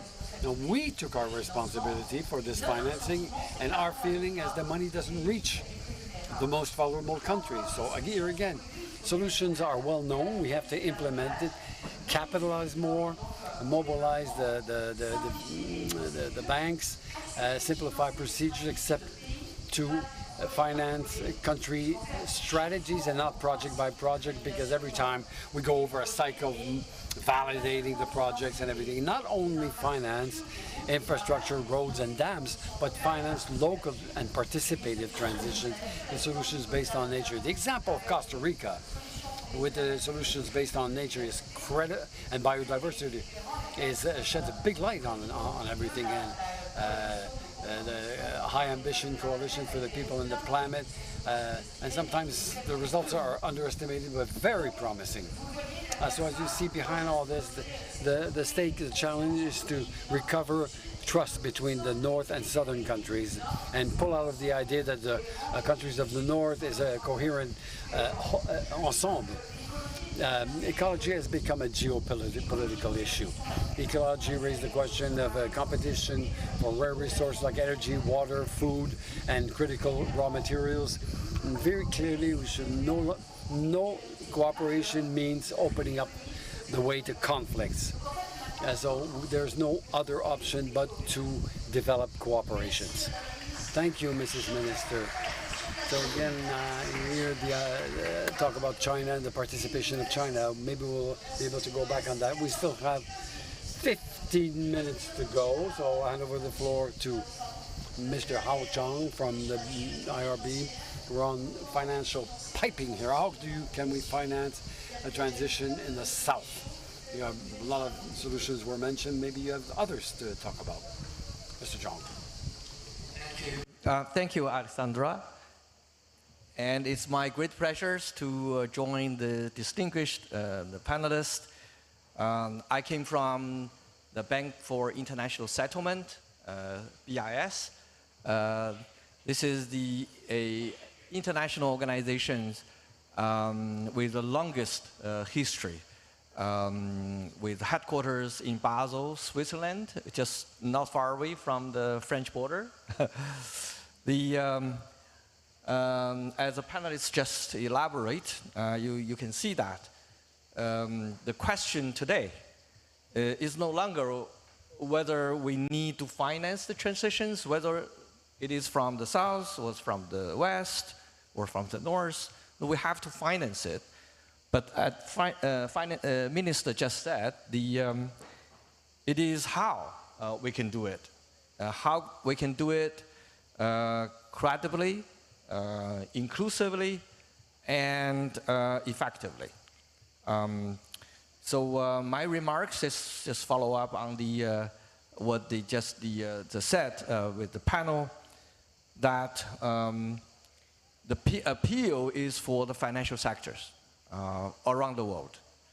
How to align the capital with climate goals. I have 2 points for the sake of the time. One is we have to be encouraging ourselves a little bit. The green finance has made progress. Disclosure standards have improved. More investors are incorporating climate risk into their strategies. So that's a piece of fact. So we should congratulate ourselves a little bit. And to give you the number, global green bond issuance rose from $500 billion in 2018 to $3 trillion by the end of 2024. So we do have the process on the way from billions of dollars to $1 trillion. And I'll give you another example based on the recent studies by the BIS, which show that the green bond issuance signaled improved corporate environmental performances, in that the issuers reducing the carbon emissions by over 10% with 4 years of issuance. That's one. And number two, and the green bond serves as the catalyst for tangible changes in corporate behavior, with firms improving carbon efficiencies and reducing emission intensities by nearly 30% following the issuance. This 30% reduction is actually surpassing the broader market average. So you see, there is a progress. But as we see it, it's not enough. Just as Eileen just pointed out that, there's a huge gap between the demand and the supply. But indeed, as Minister just said, the money is there. How to make the two match more? So that's the task now. I believe we can do more, we can do better. But how? Here I come to the idea that we should move from green finance to transition finance. What do I mean by that? The green finance as we know it, we mobilize resources to finance green projects. And each of the green projects, they have their own conditions, criterions, which means as long as you meet a carbon emission standard or threshold, then it's a green project. But, you know, the investor is looking for return as well. And it is very hard to find, you know, with sufficient returns. At the same time, you have a very, very high standard for green emissions. At the same time, there's plenty of the project which you can work on to reduce the carbon emissions from dark to brown to green. So there are two sort of ideas. One is, it is a process. We need to finance those projects with the trajectories towards the green. I mean, in a sense, we're not only target about green project, we also target about greener project. That's one. Second, we should target on not just individual project, but we target on the system. So there is a systematic view towards transition. What do I mean by that? Which means if you look at the individual project, they may not pass through the sustainability test. But if you add them up, they may generate the joint result of green and carbon emissions. There's plenty of the examples, and in Asia, in India, in China, it's already project like that. So if I have time, I will be happy to come back to elaborate on the project itself. But here I just call for more emphasis on transition finance. And then here, the green bond or transition bond or sustainability bond, whatever you call it, will be very helpful. Thank you. Thank you. Bien, alors, il nous reste 8 minutes. Est-ce que... So we have 8 minutes left. I know what I'm going to do. Are there any questions in the room? So take a microphone. We're going to take 2 questions from the floor, and then we're going to let the speakers answer. 3 questions, short questions, please.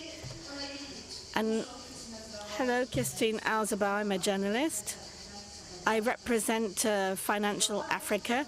I don't see any Africans in this panel. There should have been an African, if that's the question. They were obliged to cancel. No, not at all. This is a question for the former president of Costa Rica.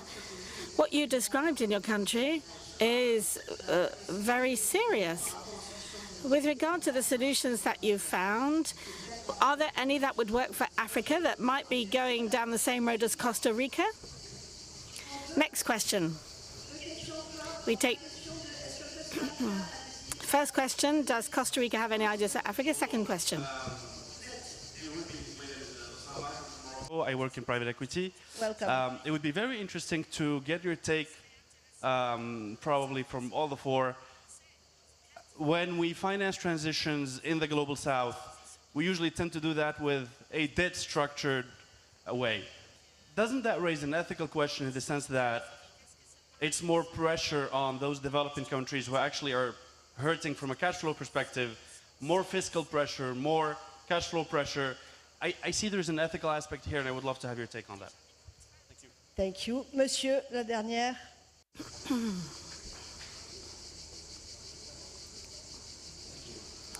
Fernando Morales de la Cruz. I'm a journalist. I was born in Guatemala. And you know, when one talks about billions in development aid, one's talking about a little bit more than 200 billion. But when one really analyzes how many trillions it would take to reach the sustainable development goals, we are talking about probably 8 trillion per year for 10 years. So the problem is that we are not talking about the 2,000 corporations that actually represent 45 trillion per year. And so if we want to talk about any transition in any aspect, whether it's energy or protecting the environment or the economy, we must consider the negative impact of the top 2,000 corporations. So what can corporations do for the transitions in the South, right? Well, the business model of the corporations in many cases is the opposite of the Sustainable Development Goals. And as the President of Costa Rica knows, less than 3 cents per cup of coffee go back to Costa Rica. Less than 3 cents per cup. Thank you. Okay, so we have 3 questions. Maybe one about the corporations. Ideas from Costa Rica for Africa, ideas about corporations, and the questions from Usama from Morocco about finance. Agnès Pannier-Runacher, please wave at me. I don't know if you want to intervene. Agnès Pannier-Runacher. Maybe en français ou en anglais? En français, la question était en français. So the question was in French on Africa. So the answers in particular are de-risking of projects. How can we support Africa? Well, we need to create real packages according to country strategies. And that's what you said when you said we need to fund complete strategies and not just project by project, because some projects are only worthwhile because they're linked to an ecosystem or an organic system, firstly. Secondly, we must de-risk, so lower the risk premium that is paid.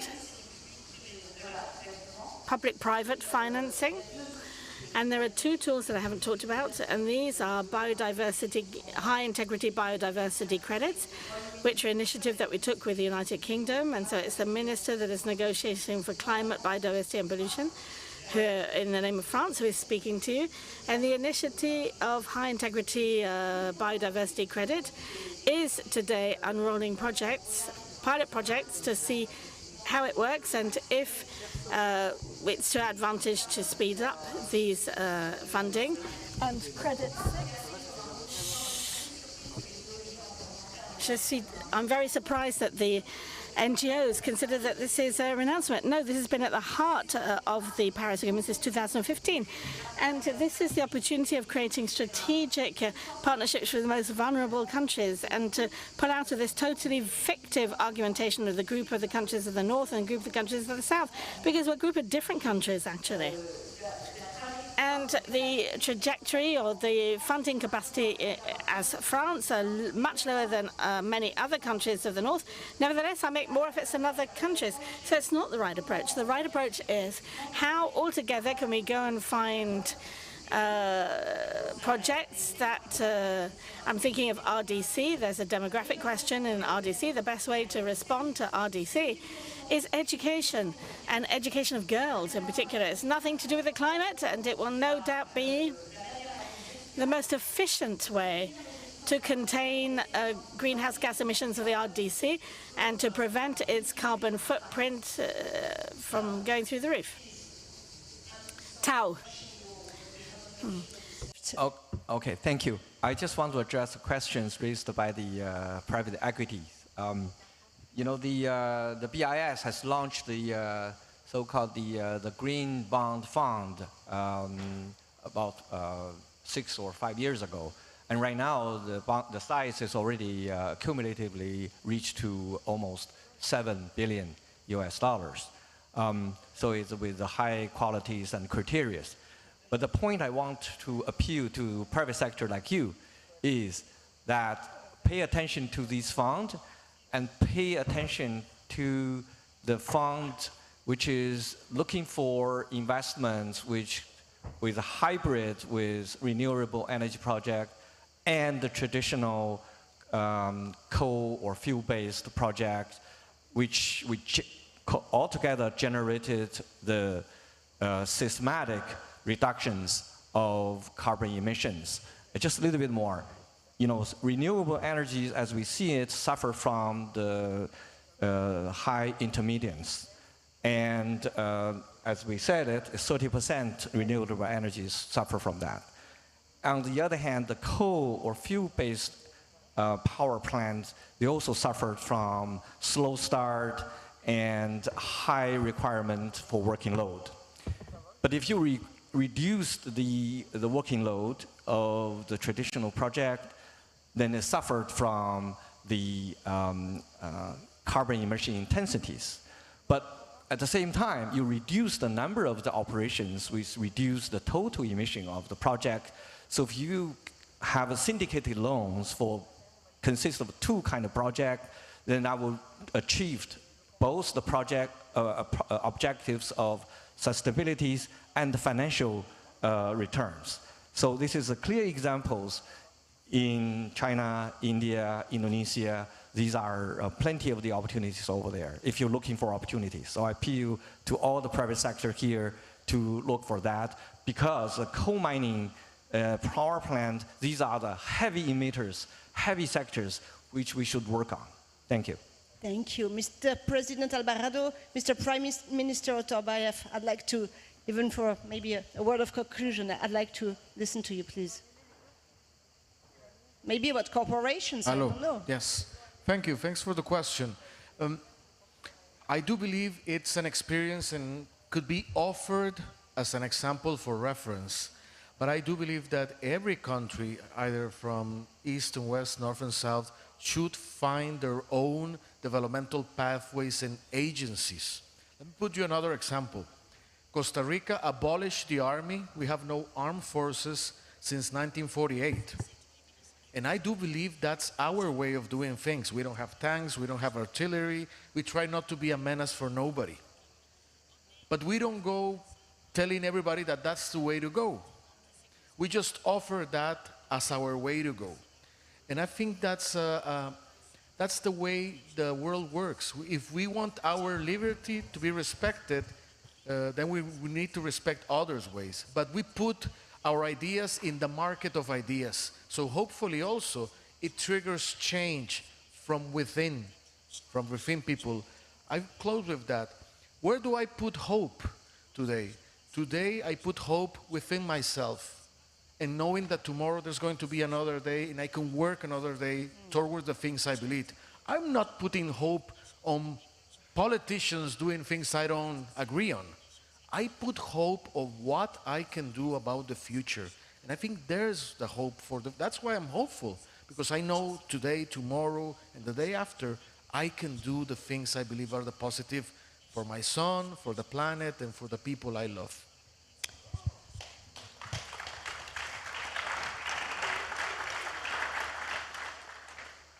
Prime Minister Otorbayev, you started with the provocative assertions. No, a short answer to green finance is that we need to have economic growth. No economic growth, no green finance, nothing can happen. And distribution of revenues, I would say, let's take example of Costa Rica. I just mentioned the 13.4 trillion which will go for arms. And what to do with this? Actually, I want to finish my statement with this famous Franz Kafka statement. He said, all talks are meaningless if there is a lack of trust. So let's build trust in events like that among everybody. Thank you. Thank you. Thank you to all the panelists. Thank you to the audience. Merci à vous tous. Thank you so much.